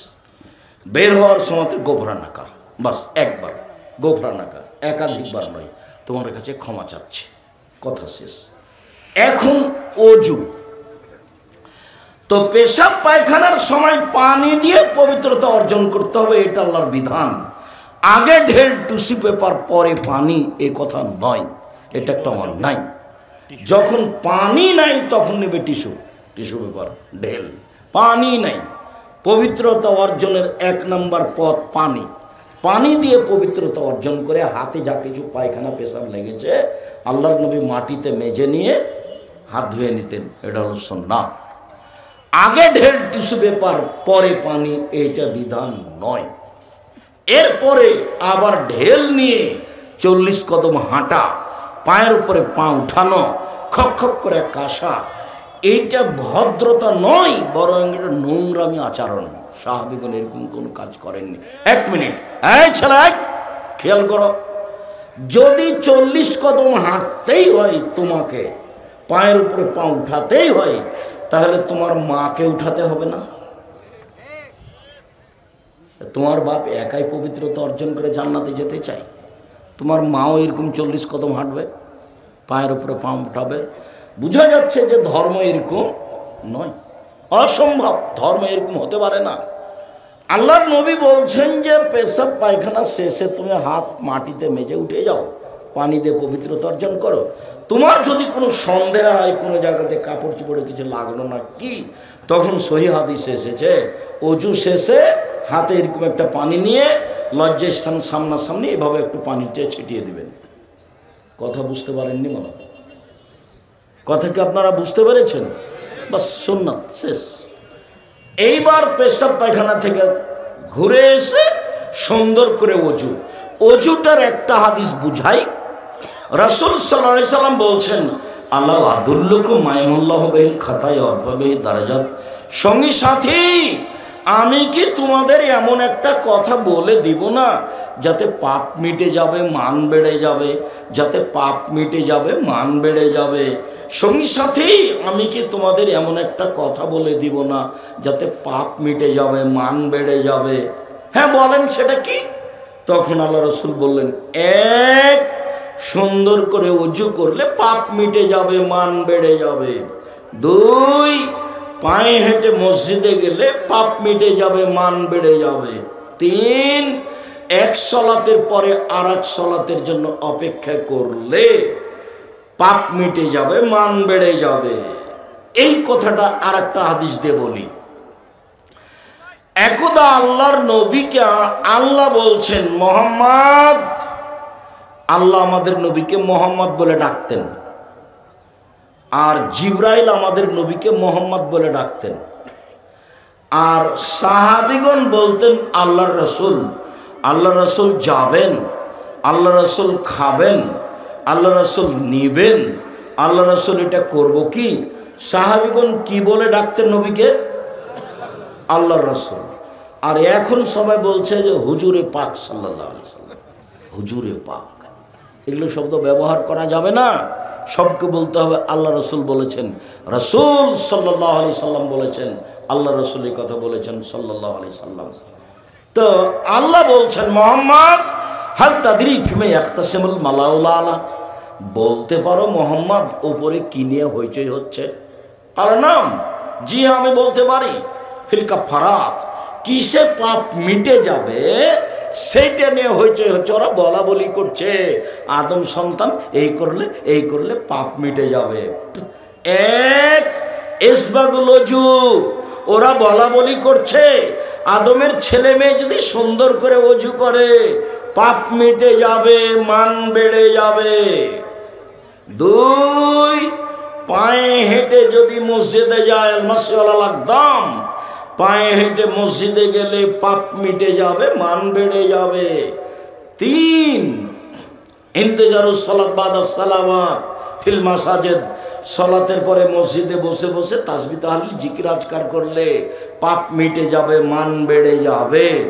এই কথা বলার পরে আল্লাহ রাসূল বলছেন, মান ফালা হাদা আশাবে খাইরিন মাতা বে খাইরিন, যে এমনটা করলো, সুন্দর করে ওযু করলো, পায়ে হেঁটে মসজিদে গেল, সালাতের পরে বসে বসে তাসবিহ তাহলিল পড়লো, আয়াতুল কুরসি পড়লো, ইখলাস ফালাক নাস পড়লো, তাহলে তার মরে যাওয়া ভালো, তার বেঁচে থাকা ভালো, তার মরে যাওয়া ভালো, তার বেঁচে থাকা ভালো, মরলেও ভালো, বাঁচলেও ভালো। এইটুকু বলার পরে আল্লাহ নবী আরো বলছেন, আল্লাহ তাআলা বললেন, শোনো, ওয়াকানা মিন খাতিয়াতিহি কা রাজুলিন ওয়ালাদাতহু কা রাজুলি ইয়াউমিন ওয়ালাদাতহু উম্মুহু, পাপ থেকে হয়ে গেল লোকটা সেই দিনের মতো যেদিন তার মা তাকে জন্ম দিয়েছে। পাপ থেকে হয়ে গেল লোকটা সেই দিনের মতো যেদিন তার মা তাকে জন্ম দিয়েছে। নিষ্পাপ হয়ে গেল, বেঁচে থাকা ভালো, মরে যাওয়া ভালো। নিষ্পাপ হয়েছে, বেঁচে থাকা ভালো, মরে যাওয়া ভালো। এক, সুন্দর করে ওযু, মানে একটা অঙ্গ 5-7 বার যদি পানি লাগে সম্পূর্ণ ধুইতে, একবার ধোয়ার পরে আবার পানি দিয়ে যখন ধুইবেন তখন হলো দ্বিতীয়বার ধোয়া, আবার পানি দিয়ে যখন ধুইবেন তখন হলো তৃতীয়বার ধোয়া। এর নাম ইসবাগুল ওযু, সুন্দর ওযু। সুন্দর করে ওযু করলো, পায়ে হেঁটে মসজিদে গেল, আর সালাতের পরে জিকির আজকার করলো, তাহলে তার সব পাপ মিটে গেল, তার মরে যাওয়া ভালো, তার বেঁচে থাকা ভালো। হয়ে গেল সেই দিনের মতো যেদিন তার মা তাকে জন্ম দিয়েছে, নিষ্পাপ হয়ে গেল। অন্য হাদিসে বলেছেন আল্লাহর নবী, আল উযু ইউকাফিরু মা কানা কাবলাহু ওয়া সালাতু নাফিলা, অজু তার অতীতের সব পাপকে মিটিয়ে দিয়েছে। তো এখন যে জোহরের জন্য অজু করেছে, তো ওই সলাৎটা কি হবে? এই সলাৎটা এখন তার মান বেড়ে যাবে, এই সলাৎ দিয়ে তার মান বেড়ে যাবে। অজুতেই যে তার পাপ মিটে গেছে, তো এখন যে সলাৎ আদায় করবে, তো এটা দিয়ে কি হবে? এটা দিয়ে তার কি হবে? মান বেড়ে যাবে।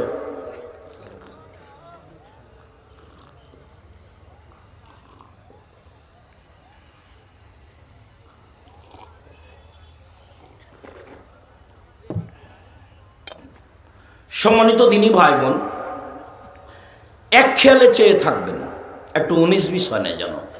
অজু শেষ হয়েছে, আল্লাহু আকবার, দুই পায়ের মাঝে ফাঁকা থাকবে, শরীরের ভারসাম্য বজায় রেখে যতটুকু লাগবে।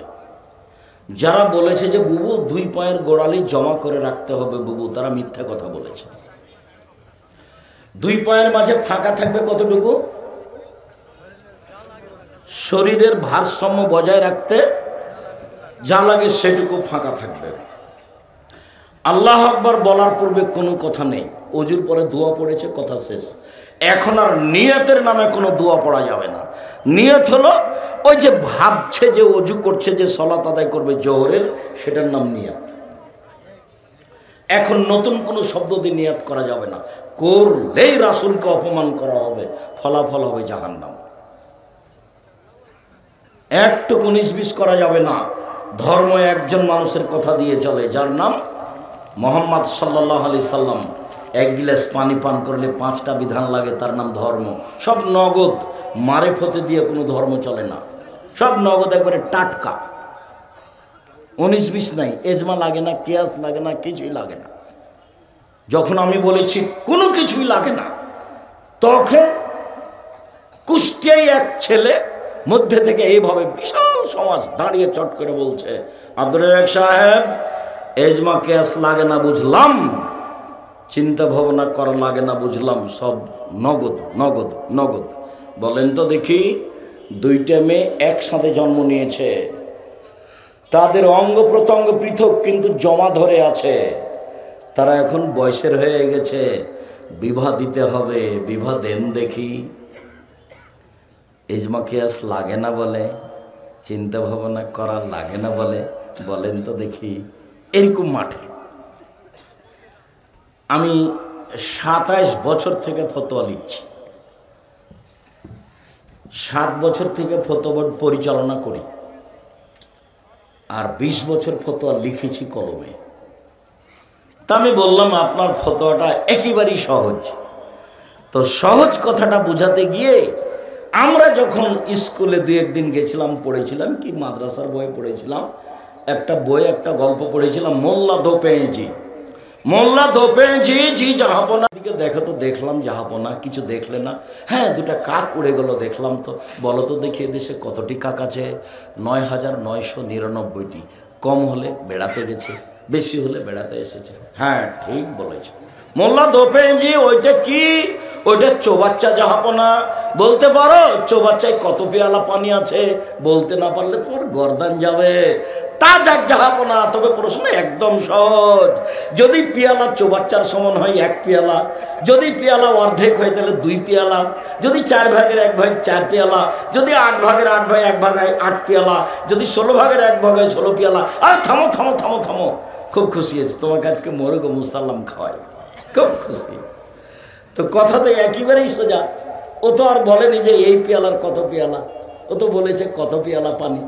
কথা তো সহজ আছে, পেয়ালা যদি পুকুরের সমান হয় তাহলে 1 পেয়ালা। তো কথা তো ঠিকই আছে। আমি এটা আগে শোনালাম, শোনেন।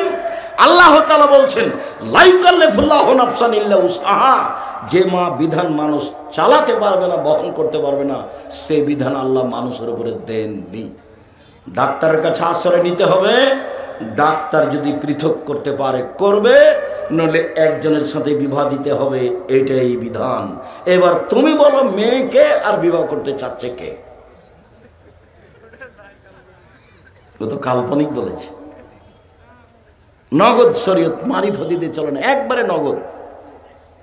আর একটু যদি 19 বিষয় বানানো হয় তাহলে হুজুর যত বড়ই হোক জাহান্নাম হবেই। আল্লাহ নবী বলছেন, পৃথিবীর মানুষ বাল্যেগান্নেওয়ালায় আমার একটা কথা জানা থাকলে অন্যকে বলো। ও হাদিসান বানি ইসরাইল হারাজ, বানি ইসরাইলের কাহিনী বলো, কোনো দোষ নেই। মান কাযাবা আলাইহি মুতাআম্মিদান ফালিয়াতাবা মাকাদাহু মিনান নার। কেউ যদি কোনো কথা আমার নামে বলে, যেই কথা আমি বলিনি, কেউ যদি কোনো কথা আমার নামে বলে, সেই কথা যদি আমার না হয়, তাহলে তার থাকার জায়গায় জাহান্নাম। জুব্বা যত বড়ই হোক, পাগড়ি যত বড় হোক, রক্ষা করার তাকে কোনো পথ নেই। যেটা মুখ দিয়ে বের করছে সেটা নবীর হতে হবে, যেটা কলমে লিখছে সেটা নবীর হতে হবে।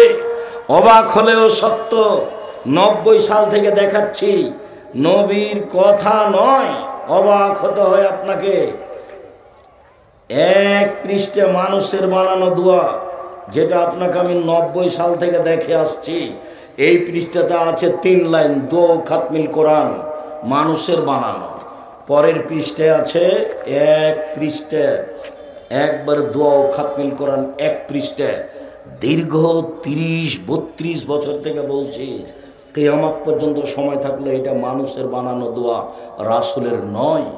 কেউ যদি কোনো কথা আমার নামে বলে, সেই কথা যদি আমার না হয়, তাহলে তার থাকার জায়গায় জাহান্নাম। হুজুর যত বড় হোক তাতে আসে যায় না। বইয়ের হেডলাইন, বইয়ে হেডলাইন আছে, অবিবাহিত ছেলে মেয়ের পড়া নিষেধ। তো যে দেখে সেই পড়ে, যে দেখে সেই পড়ে। কিরে এখানে কি লেখা আছে? তা আমিও পড়ে দেখলাম, তখন আমি বিভাষাদি করেছি, আমি মানে ওনার কথা অনুপাতে ঠিক আছে। এইবার হেডলাইনের পরে পড়ে দেখি, ভরা পেটে স্ত্রী হলে ছেলে ভ্যাংচা হয়, সফরের পূর্বে স্ত্রী মিলন হলে ছেলে টেরা হয়, চন্দ্র সূর্য গ্রহণের সময় স্ত্রী মিলন হলে ছেলে কানা হয়। শুরু থেকে শেষ পর্যন্ত একটা বাক্য সত্য নয়, সবই মিথ্যা। শুধু তাই নয়, পুরো আলোচনাটা কোরআনের বিরোধী। কোরআন মাজিদে আল্লাহ বলছেন, নিসাউকুম হারসুল লাকুম ফাতু হারসাকুম আন্না শি'তুম। তোমাদের স্ত্রী তোমাদের ক্ষেত, তোমাদের জমি, তোমরা তোমাদের স্ত্রীদের নিকটে আসো তোমাদের ইচ্ছে মতো। ভরা পেটে কি, আর সফরের পূর্বেই কি, আর চন্দ্র সূর্য গ্রহণ লাগলেই কি আর না লাগলেই কি। এইসব বইয়ের যখন লেখা দেখি তখন আমার পুঁথির গান বলে মনে হয়। আমরা পল্লী অঞ্চলের মানুষ, আমাদের গ্রামে যারা বাংলা পড়তো তখন ওই খুলিতে গরমের দিনে বাড়ির সামনে, বাড়ির চত্বরে ওই জোর করে চিৎকার করে পুঁথির গান পড়তো, পুঁথির বই পড়তো। তাতে লেখা থাকতো মাঝে মধ্যে, 6 মাসের রাস্তা মর্দ 6 দিনে গেল, ঘোড়ায় চড়িয়ে মর্দ হাঁটিয়ে চলিল। এটা হলো পুঁথির গানের কথা, পুঁথির বইয়ের কথা। বক্তার বক্তৃতা এরকমই। ফাতেমা কান্দিয়া কয়, আজ বুঝি হুসাইন কারবালাতে শহীদ হয়। ফাতেমা কান্দিয়া কয়, আজ বুঝি হুসাইন কারবালাতে শহীদ হয়। ফাতেমা কান্দিয়া কয়, আজ বুঝি হুসাইন কারবালাতে শহীদ হয়। যেদিন হুসাইন ইরাকের মাটিতে কারবালার মাঠে শহীদ হন, তার 49 বছর আগে ফাতেমা রাদিয়াল্লাহু তাআলা মারা গেছেন। তিনি কি করে কাঁদবেন? এটা হয় কি করে? ওইটা যেমন এই হুজুরের বক্তব্য, তেমন কোরআন মাজিদের গায়ে মিথ্যা কথা লিখে দেওয়া আছে দোয়াতে। কত সাহস কোরআন মাজিদের গায়ে লিখা দেওয়া আছে। আল্লাহু আকবার বলার পূর্বে কোনো কথা চলবে না, বিসমিল্লাহ নেই এখানে, আল্লাহু আকবার। আব্দুর রহিম যখন বক্তব্য দিচ্ছিল আমি অবাক হয়ে শুনছিলাম, ব্যতিক্রম আলোচনা। তখন কি আপনি একটা কথা বুঝতে পেরেছিলেন যে কোরআন মাজিদে যে বিসমিল্লাহ লেখা আছে, এটা কোরআন মাজিদ পড়ার জন্য নয়।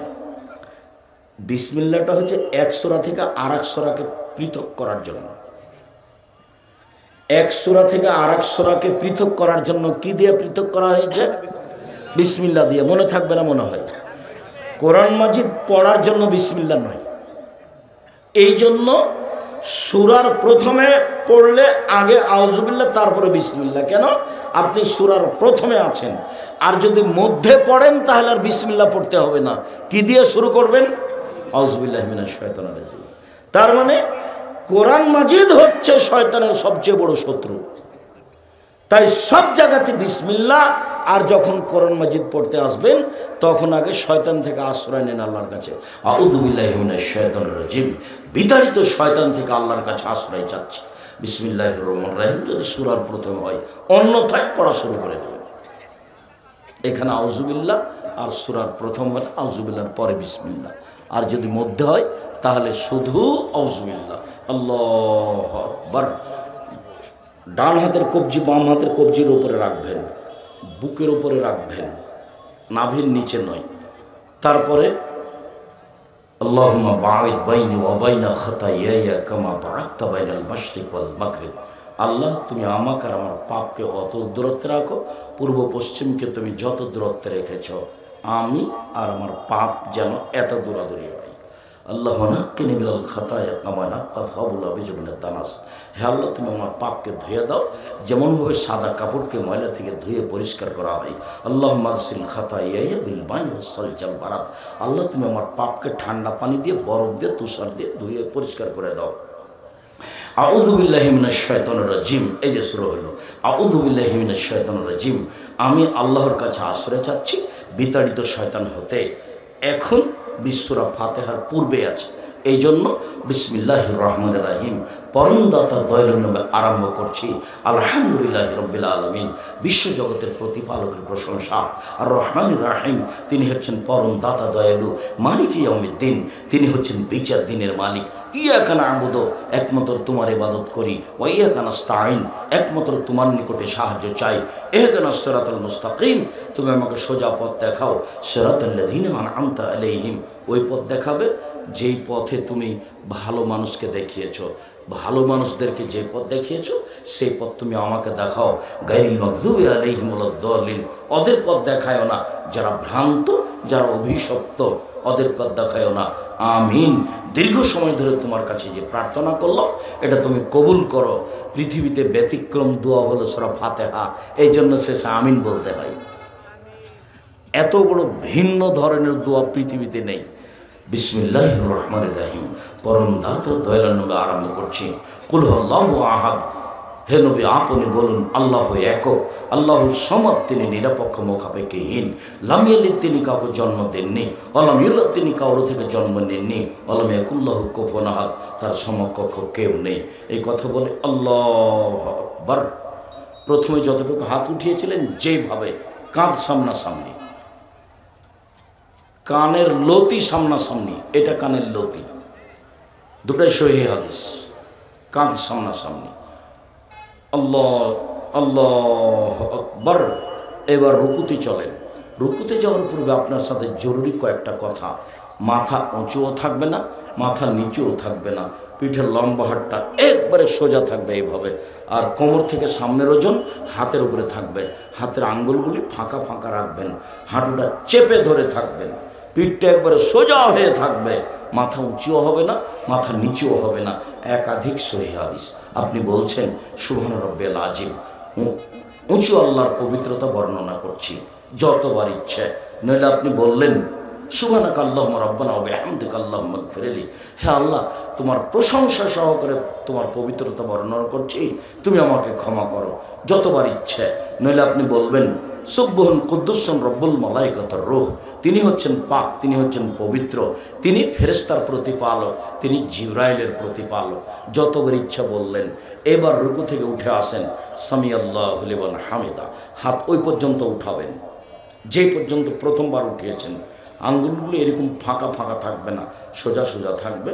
এবার উঠে এভাবে ছেড়ে দেন, ছেড়ে একবার সোজা হয়ে দাঁড়িয়ে থাকেন। আপনি বলেন সামি আল্লাহু লিমান হামিদা। আল্লাহ ওই লোকের প্রশংসা শুনলো যে তার প্রশংসা করলো। মিলা সামাওয়াত মিলাল আরজ, আকাশ পরিমাণ প্রশংসা, জমিন পরিমাণ প্রশংসা। মিলামা বাইনাহুমা, এর মধ্যে যে ফাঁকা আছে সেই পরিমাণ প্রশংসা। মিলামা শেতামিন শাইন বাদো, এরপরে যত প্রশংসা তুমি চাও তত তোমার প্রশংসা।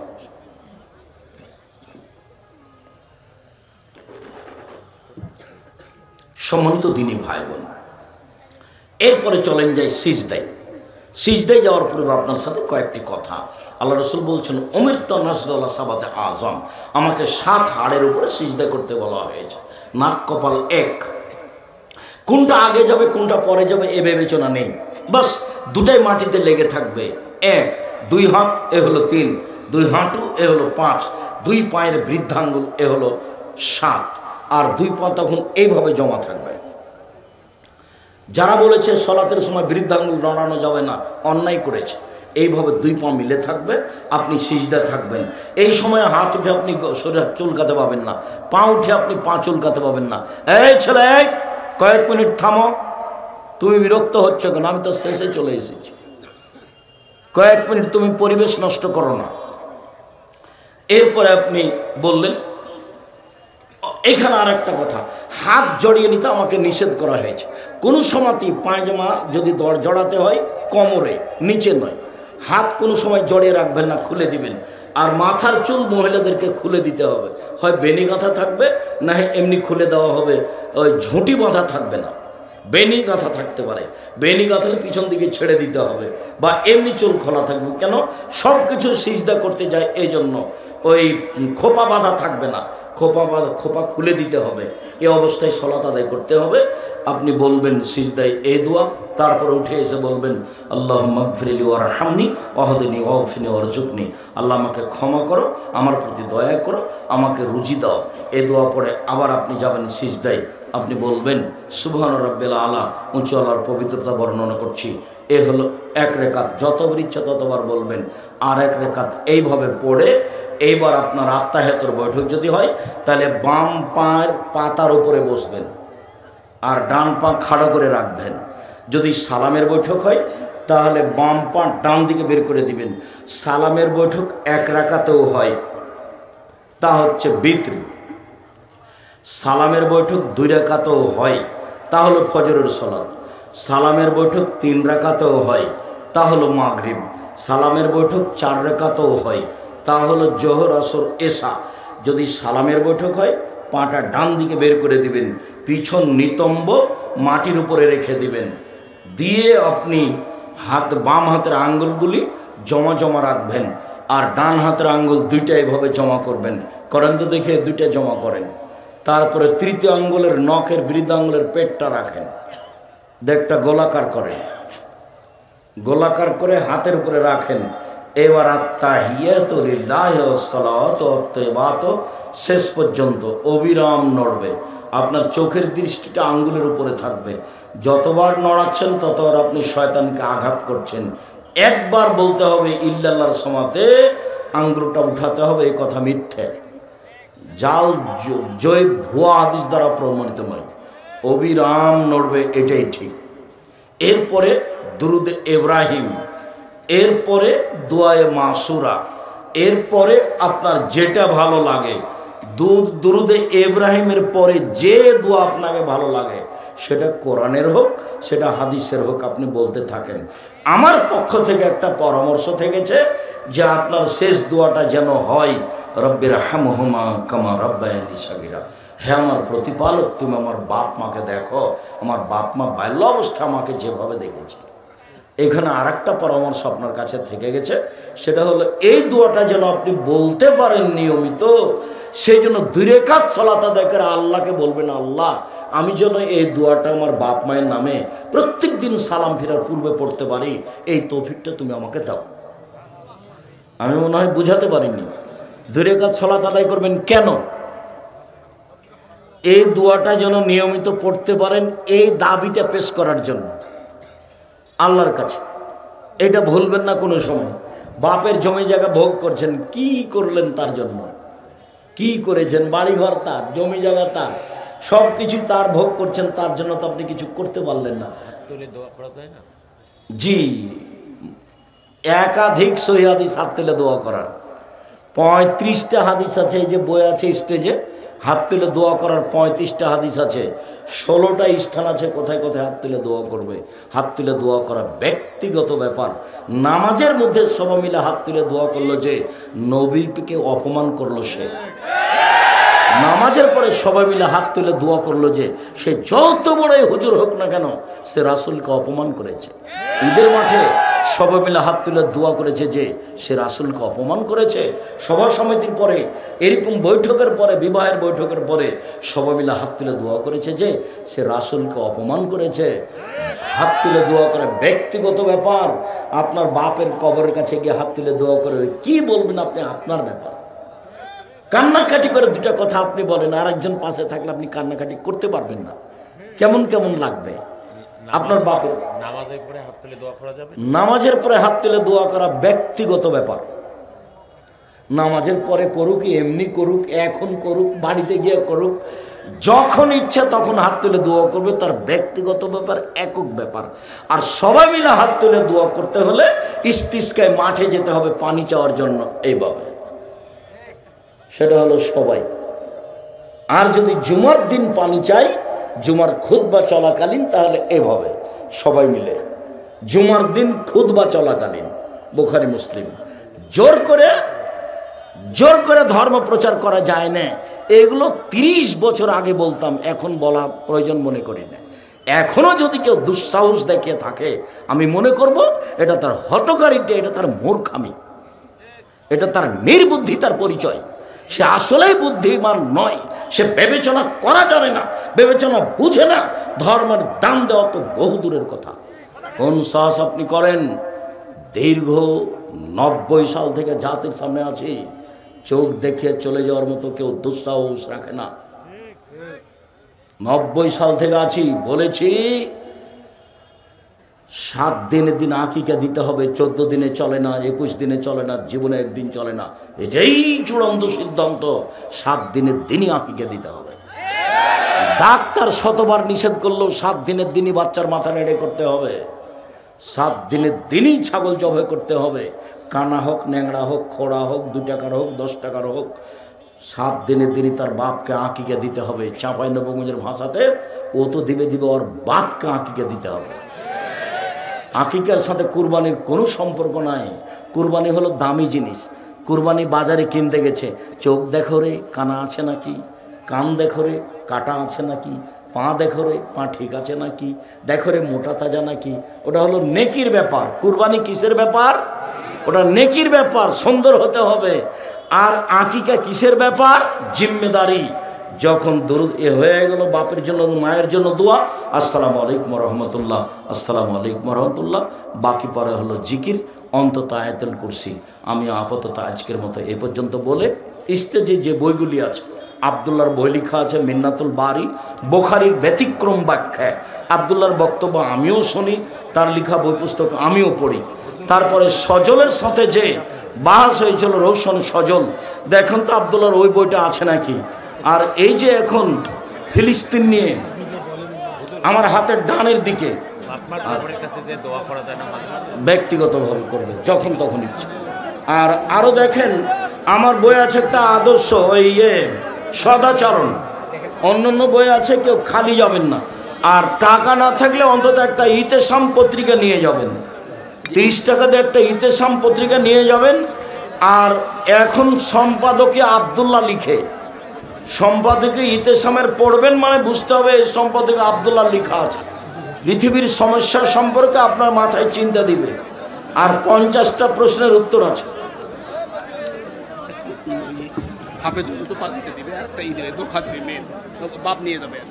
ঠিক আছে, আপনাদের এই প্রতিষ্ঠান থেকে 3টে ছেলে হিফজ শেষ করেছে, ওই একটা ছেলে 3টে মেয়ে, মোট 4 জন হিফজ শেষ করেছে। প্রতিষ্ঠানের পক্ষ থেকে তাদের জন্য পাগড়ি এবং মেয়েদের জন্য পোশাকের ব্যবস্থা আছে।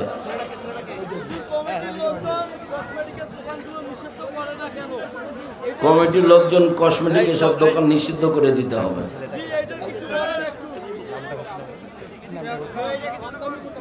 জি, আমি কিছু প্রশ্নের উত্তর দিচ্ছি। হ্যাঁ বলেন।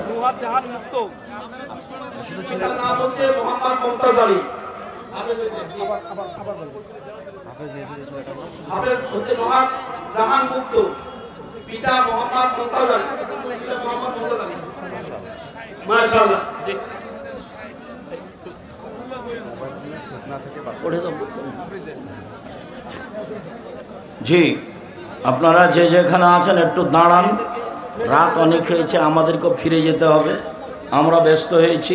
হাতের ডানে এসে সবাই বই পুস্তক নেবেন।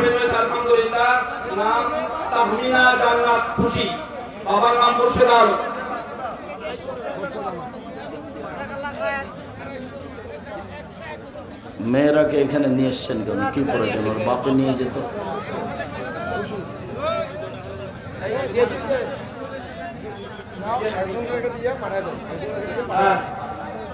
নাম তিনটা বলে শেষ করে উম্মে রুবাইয়া জান্নাতি, পিতার নাম হাবিবুর রহমান, আর একজন সানজিদা আক্তার জান্নাতি, সিরাজুল ইসলাম। একটা ঠিকানা হচ্ছে জলঢাকা, আর উম্মে রুবাইয়া পিতা হাবিবুর রহমান, আর জলঢাকা নীলফামারী। হয়েছে আর কিছু বলি আমি, শেষ হয়েছে বাস। জাজাকুমুল্লাহ খায়ের। মেয়েদের আল্লাহ কবুল করো, তারা যেন হিফজ বহাল রাখতে পারে এবং সে অনুযায়ী আমল করতে পারে। আমরা দোয়া করি তাদের জন্য, আল্লাহুম্মা আমিন। আর এই প্রতিষ্ঠানকে মূল্যায়ন করবেন যাতে করে ছেলেমেয়েরা এখানে ভালোভাবে কোরআন পড়তে পারে, মুখস্থ করতে পারে। আমার হাতের ডান দিক থেকে সবাই বই পুস্তকগুলো নিয়ে যাবেন। নামাজের উপরে যে বইটা আছে আমার লেখা, তাতে 35টা দোয়া দেওয়া আছে, হাত তুলে দোয়া করা। 16টা স্থান আছে। আর অন্যান্য বই যেটা দোয়ার আছে, আবদুল্লার বইগুলি আছে কিনা দেখেন। আর এটা তো বৃহত্তর রংপুর। বৃহত্তর রংপুরের এক মহিলা বহুদিন পূর্বে লিখেছিল অবরোধবাসিনী, মানে বেগম রোকেয়া।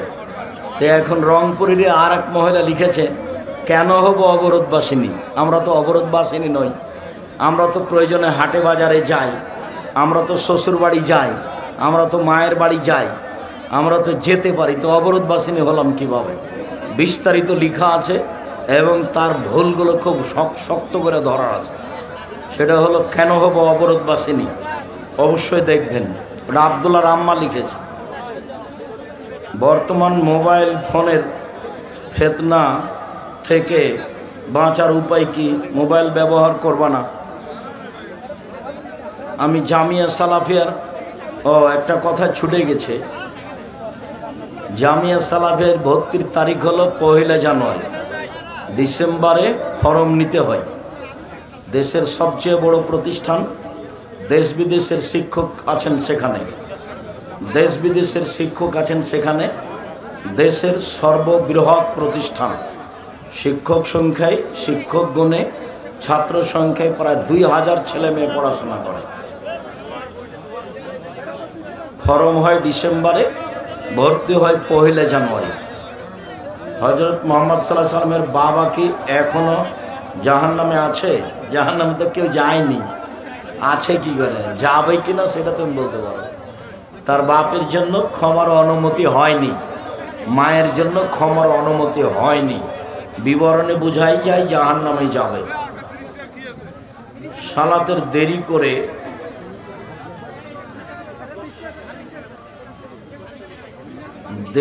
করে এসে রুকু পেলে সেই সালাত গ্রহণযোগ্য হবে কি?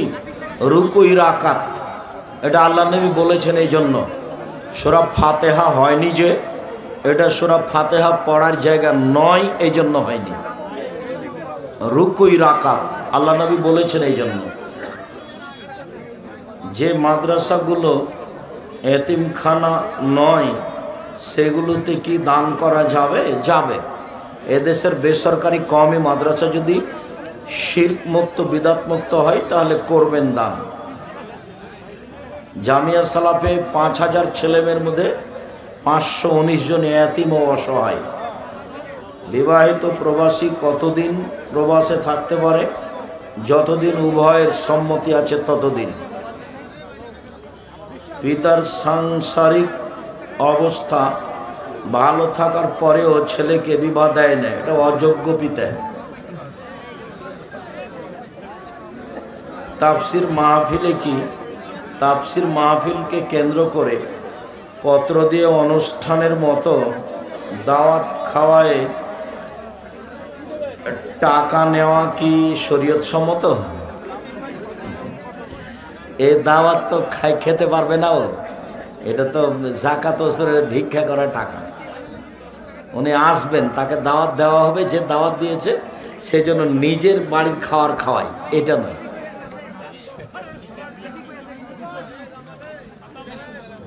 মসজিদের নিচে পুরুষ, মসজিদের উপরে মহিলা সালাত আদায় করতে পারে, কোনো সমস্যা নেই।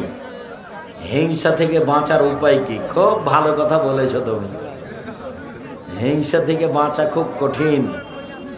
মনটা খোলা রাখবে আর বলবে শয়তানকেও যা পারে তা করুক, তুই আমাকে বিরক্ত করিস না, তুই যা, ওকে যেটা ভালো লাগছে সেটাও করুক, তার ব্যাপারে আমার হিংসা করার কিছু নেই। শয়তানকে বলবো। জান্নাত যাওয়ার সহজ আমল কি? ওই যে সূরা ইখলাস 3 বার পড়া, আয়াতুল কুরসি পড়া। মানুষ আমার উপর জুলুম করে, আমার জমির আইল ঠেলে একজন ইমানদার লোক, এই হিসেবে আমার করণীয় কি? ও ইমানদার নয়, ও হলো জালেম। আইল ঠেলে যে সে হলো জালেম, জোর করে আইল ঠেলে। মা বাবার সাথে খারাপ আচরণ করি এবং মাঝে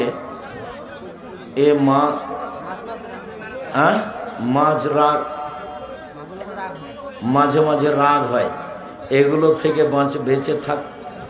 বাঁচতে চাই কিন্তু পারতেছি না। চেষ্টা করো, দোয়া করো, বাঁচতেই হবে। সাবধান, তোমার মায়ের ব্যাপারে আর মুখ খুলবে না কোনোদিন। চুপ থাকো, বিষের মতো মনে হলেও। সব সময় রিজিকের টেনশন থাকি, বলবা যে আলহামদুলিল্লাহ, যা আছে আলহামদুলিল্লাহ, তাহলে তোমার টেনশন কমে যাবে। যা আছে আলহামদুলিল্লাহ। আর টেনশন কমানোর জন্য একটা দোয়া আছে, আল্লাহুম্মা আউযু বিকা মিনাল হাম্মি ওয়াল হুজনি ওয়াল আজজি ওয়াল কাসলি ওয়াল জুবনি ওয়াল বুখল ওয়া গালাবাতিদ দাইনি ওয়া কাহরির রিজাল। এটা বলবে। আমি যৌতুক নিয়ে বিয়ে করেছি, আপনার ওয়াজ শুনেছি, যৌতুকের টাকা তাড়াতাড়ি ফেরত দিতে হবে। আমি যৌতুকের টাকা ফেরত দিতে গেছিলাম, আমার শ্বশুর শাশুড়ি টাকা ফেরত নেয় নাই, বলছে ওই টাকা দিয়ে ব্যবসা করতে। আচ্ছা তুমি চেষ্টা করো। তো প্রথমেই তোমার ভুল হয়েছে।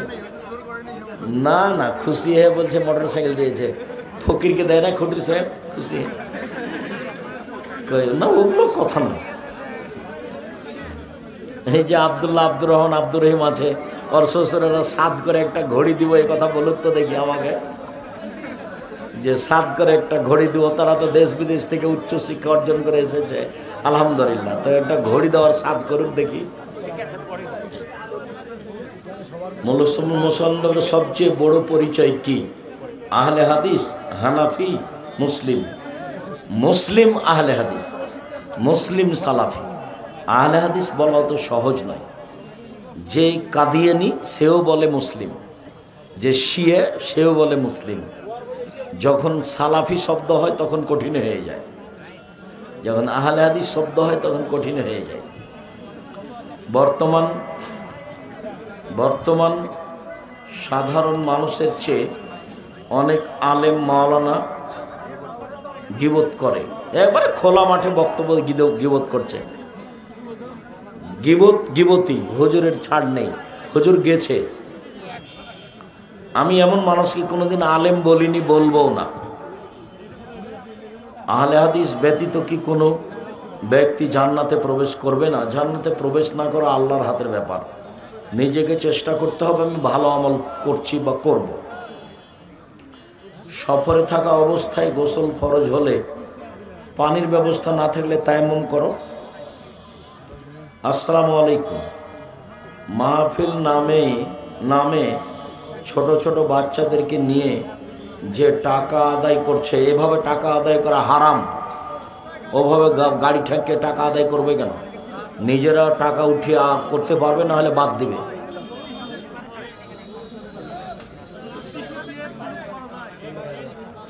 ঢেল টিস্যু পেপার ছাড়া হবে না। মৃত ব্যক্তিকে সামনে রেখে বক্তব্য দেওয়া হারাম, নাজায়েজ, বিদআত।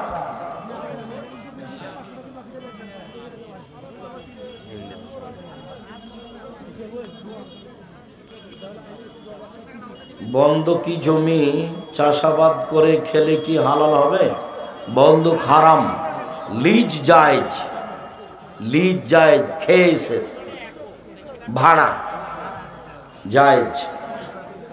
কোনো ব্যক্তি মৃত্যুবরণ করলে মাইকে এলান করা যাবে না।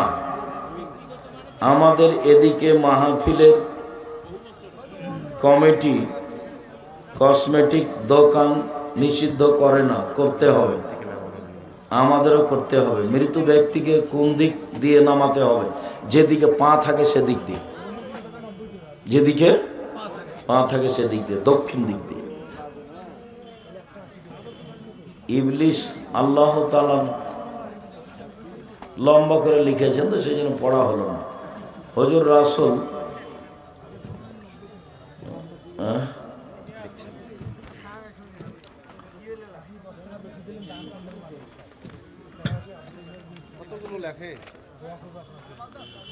হুজুর কোরআনে সূরা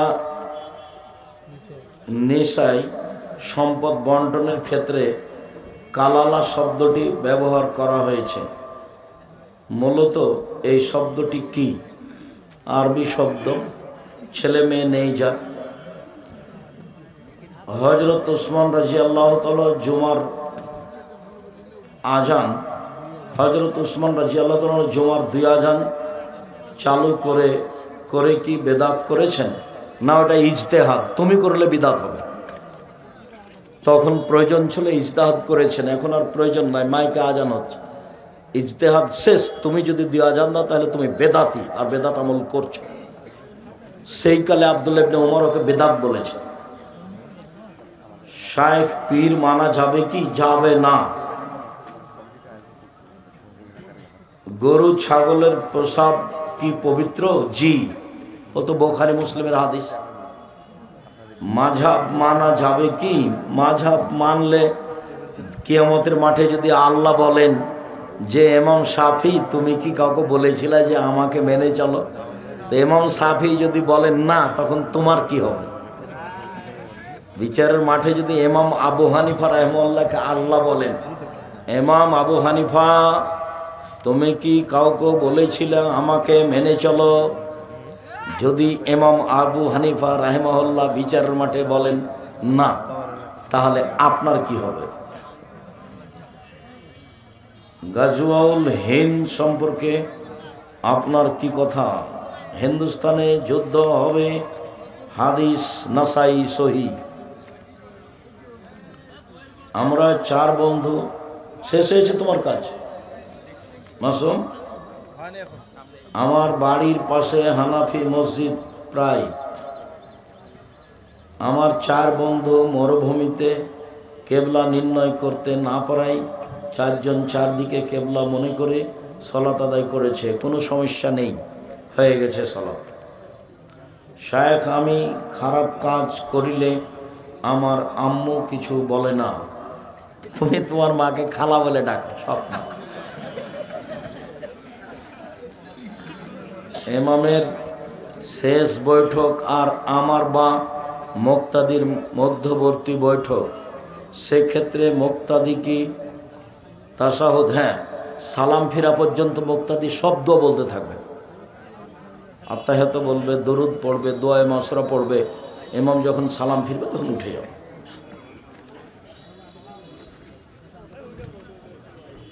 দিবারাত্রিতে 12 রাকাত সুন্নাত সালাত আদায়ের যে ফজিলত আছে, সে থেকে সব ওক্তে মসজিদের জামাতের সহিত ফরজ সালাত আদায় করা কি বাধ্যতামূলক? জি, ফরজ পড়তেই হবে, তারপরে সুন্নাত মসজিদে গিয়ে। আসসালামু আলাইকুম হুজুর, জুমার দিনে জুমার সালাতের আগে ও পরে সুন্নাত বা নফল কত রাকাত? অন্তত 4 রাকাত, অন্তত 2 রাকাত, পরে 4 রাকাত, আর আগে অন্তত 2 রাকাত, বেশি যে যত পারে। সফররত অবস্থায় কসর কি করতেই হবে? করা উত্তম। হুজুর 4 রাকাত নামাজে আমি 3য় রাকাত পেয়েছি, ইমাম সালাম ফেরানোর পর তুমি আরেক রাকাতে সূরা ফাতিহা মিলাবা, বাকি 2 রাকাত শুধু সূরা ফাতিহা। রুকু থেকে উঠে গেলে, আত্তাহিয়া থেকে উঠে গেলে বা রাকাতের কম অবস্থা হলে সহজ সিজদা। মাহফিল কমিটির পক্ষ থেকে যে মার্কেটের ব্যবস্থা, 2 হাত দিতে মুসাফা করলে কি মানুষ মুশরিকা হয়ে যায়? দুই হাত দিয়ে মুসাফা করলে বেদাত হবে, মুশরিক হবে কেন? আমরা আহলে হাদিসেরা সাহাবায়ে কেরামের সুন্নাতকে মানি না, তাহলে তাদের বর্ণিত হাদিস কেন মানব? তাদের সুন্নাতকে মানি না কে বলল? তুমি বুঝো না। তোমার কথা শুনে তোমাকে একটু বেঢঙ্গা মনে হলো। তোমার ঢং বুদ্ধি নেয় নাকি জিজ্ঞাসা করো কেন? এভাবে সাহাবীর কথাই তো আমরা মানি। তো উসমানের কথা মানেন না যে উনি যে 2 আজান দিয়েছেন, তো এটা উসমানের এটা ইজতেহাদ, তো এখন আর প্রয়োজন নাই, সেই জন্য মানি না। ইজতেহাদ এখন মাইকে আজান হচ্ছে, ওরকমই যদি পাড়ার ওরকম কেউ যদি হয় যে শুনতে পায় না আজান, তাহলে ওই গ্রামের ওই মাথায় আজান দিবা আর একটা। টাকনোর নিচে কাপড় পরা হারাম। নারীরা কুকুরের মতো করে সিজদা দেয়। সিজদা পুরুষ নারী একই, বুকের নিচে ফাঁকা থাকবে, নারী পুরুষ একই হুকুম।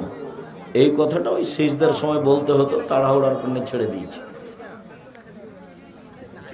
তাবিজ ব্যবহার করা যাবে কি? কাবিরা গুনাহ, তাবিজ ব্যবহার করা যাবে না। বিয়ে করার সমর্থ আছে, খাওয়ারও সমর্থ আছে, তবু বিয়ে করে না, এটা নোংরামি। কার সাথে কার বিয়ে হবে এটা 50,000 বছর আগে লেখা আছে, এটাই ঠিক, ওইভাবেই তোমাকে আগাতে হবে। সুদখোরের বাড়িতে মাদ্রাসার ছাত্র জাগির বা লজিং খেলে কি গুনাহের অংশীদার হবে? হ্যাঁ হবে। শায়েখ জামাত করা যাবে কি? শায়েখ আসসালামু আলাইকুম, শায়েখ ঘোড়ার গোশত খাওয়া যাবে? রুচি হলে খাও। আসসালামু আলাইকুম, বেদাতি প্রতিষ্ঠানে দান করা যাবে কি? না,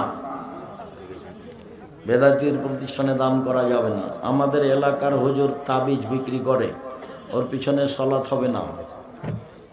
শায়েখ শুক্রিয়া, জাজাকুমুল্লাহ খায়ের। আল্লাহ আমাদের যারা মারা গেছে তুমি তাদের কবরের শাস্তি মাফ করো। আমরা যারা অসুস্থ তুমি তাদের আরোগ্য দান করো। আমরা যারা বেঁচে আছি তুমি তাদেরকে তোমার রাসূলের পদ্ধতি নিয়ে চলার তৌফিক দান করো। ভিতরের সালাত একের হাদিসের সংখ্যা অনেক বেশি। বই একটা নেও না কেন? সিরিয়াল হাদিস দিয়ে রেখেছি, খালি জিজ্ঞাসা করলে হবে। সালাতের উপরে সিরিয়াল হাদিস দেওয়া আছে 1 রাকাত ভিতরের, আর 3 রাকাত ভিতরের হাদিস বুখারী মুসলিম, তবে হাদিসের সংখ্যা কম। 1 রাকাত ভিতর নিয়মিত না পড়লে অধিক দিন পড়াই ভালো। শুকরিয়া। ভিতরের সালাত কত রাকাত পড়া ভালো?